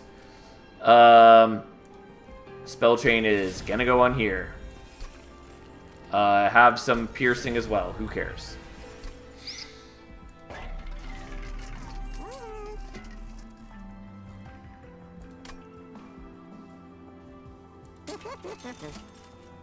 Beautiful. Absolutely incredible. Truly unnecessary. And then we're gonna dupe the important work. Who would have guessed? Right. I would love to get rid of more things from my deck, frankly, but I don't have enough gold to remove a lot of this.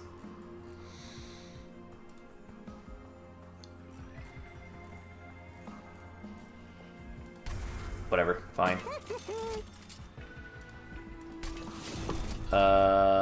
Yeah, none of this matters.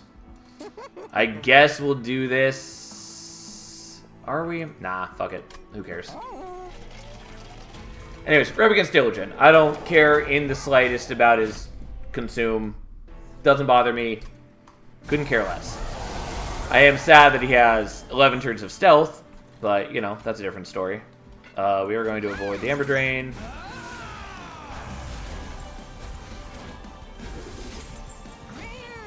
Here we are. We do get to avoid that, which is nice. Unfortunately, you are not the most helpful.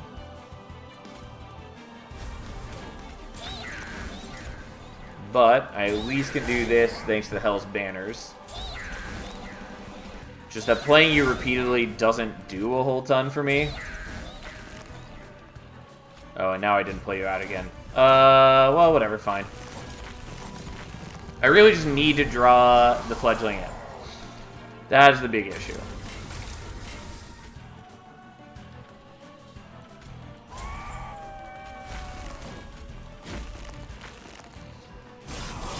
And realistically, I shouldn't have played out the important work last turn, among other things. It's whatever.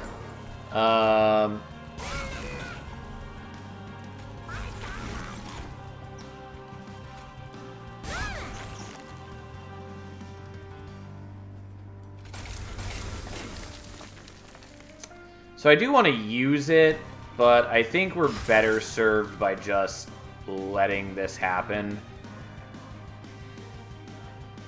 Because I'm not sure if we're doing enough damage to clear the wave without it. And if I draw anything other than the Fledgling Imp there, it doesn't work great. I mean, I guess I could have just drawn into one of the other imps, in which case it would have been fine. But here we are anyways.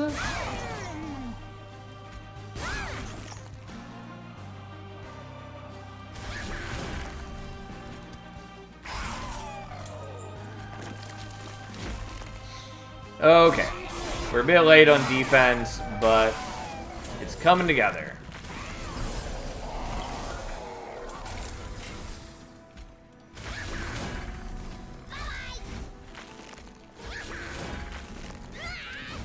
Yeah, and now we can generate a lot of defense, and once we get the Transcendent back, then, you know, sky's the limit. It's all great and wonderful and beautiful to a new degree. And we don't even have to spend Ember on the Scourges thanks to Sinner Salve. How truly beautiful. Brings a tear to my eye. And then we get all this shit back. Oh, I forgot that these come back too because we have Hope for Peace. Didn't even think about it. Well, so be it. That's an interesting interaction. Well, it's a great shame now that fucking Diligent has stealth.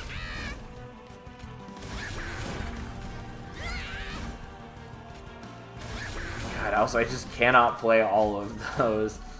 Yeah, it turns out Forever Flame would have still been really useful. God, this is a thing if I've ever seen it.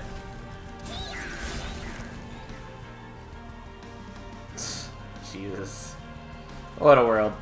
Yeah, this is shenanigans.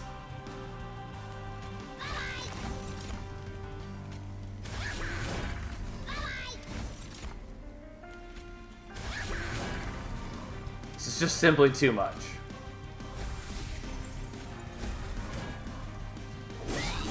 Well, that's an interesting interaction. I totally forgot how we had Hope for Peace. Why did I not draw my imp? It's because I have too many holdover things, isn't it? You bastards. Well, fine. So be it, I suppose.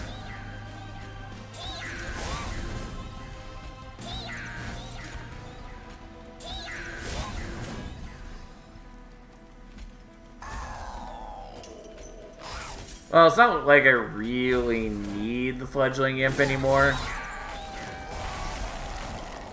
And there he is anyways.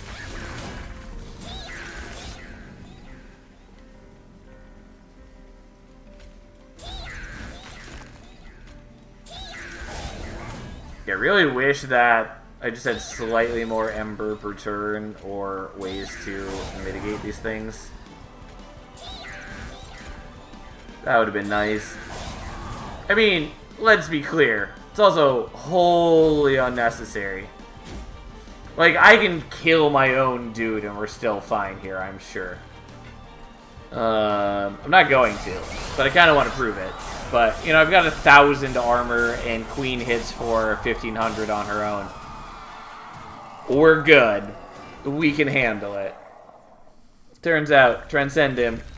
It's a little silly.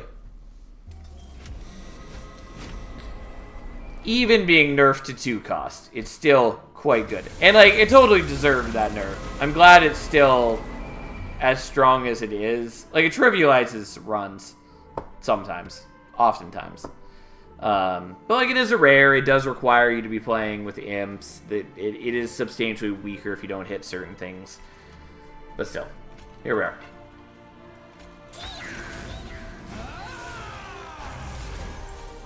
I think honestly, I don't need to be playing the important work here yet. Because I really just need to draw into the Fledgling Imp above all else. Yeah, and if I hadn't skipped on that, I wouldn't have gotten the Fledgling Imp here. The one thing I do really dislike about Transcend Imp is that the Queen's Impling infusion is just so ridiculous on it.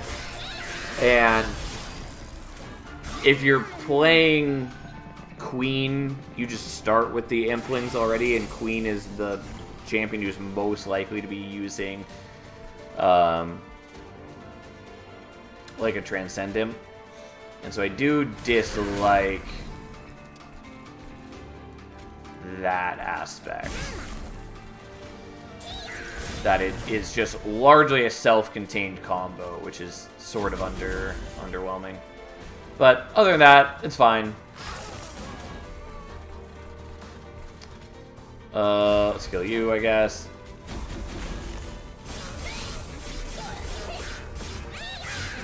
Like, I'm fine with there being strong combos in the game, but I want you to actually, like, still have to assemble the pieces and, like, think about what you're doing, rather than just, you see Transcendent, you jam a Queen Zimpling into it, end of story.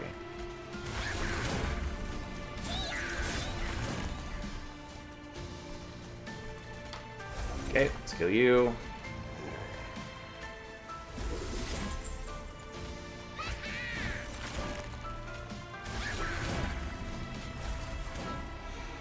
Alright, I don't have enough energy to play out a lot of things I got, but that's okay.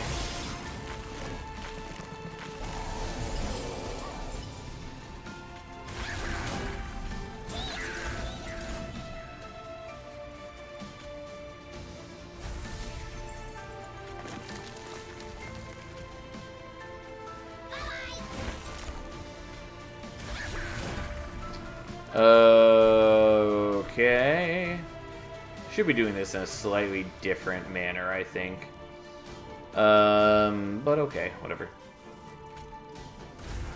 Yeah, we just kill him this turn, so I guess we're just gonna do that, even though we could be way, way stronger as time goes on. But we're still hitting him for a lot of damage, repeatedly and often.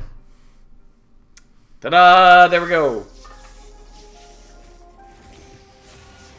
That was a pretty strong run. We didn't get nearly as high on shards as I wanted, but that's because we didn't start building them up early. But that's fine. Doesn't matter.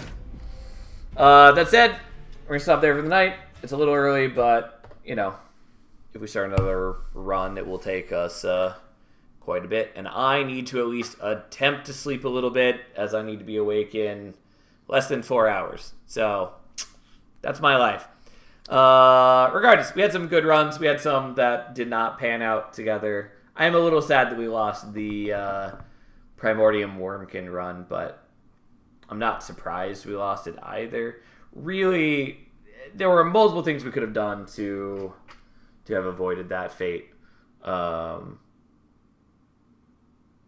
But it would have been cute if we'd gotten the Keepers and Primordium working, because like 2 Keepers together on the floor is already pretty strong. And then getting them so they're feeding those stats into Primordium, who's then eating onto the front Keeper, is just a fun, cool feedback loop as well. But need to actually get that rolling for it to work. Anyways, we'll stop there. That's how it works. I don't know why I'm reaching for my buttons when I'm not done talking. We're probably playing Monster Train tomorrow. I don't know. At some point, I'll play other games. The problem is there's a lot of deck builders that I have my eye on, and they're just not out yet. Like, there's a lot that are coming out in... I think there's one coming at the end of February, though I don't remember what that one is. There's a couple that are coming in summer. Supposedly, Slay the Spire 2 is sometime this year, though that's only early access. There's None Shall Intrude, which I, again, also think is early access, and I think that's summer. There's... there's like 4 others that I'm looking forward to. Nights in Tight Spaces is sometime this year. I think they said, like, spring, at least for early access. I don't know. Point is, there's a lot of deck builders, but they're not out yet. So, for the time being, we're playing Monster Train and other games. Anyways, thanks for being here. Have a nice night. I'll see you tomorrow.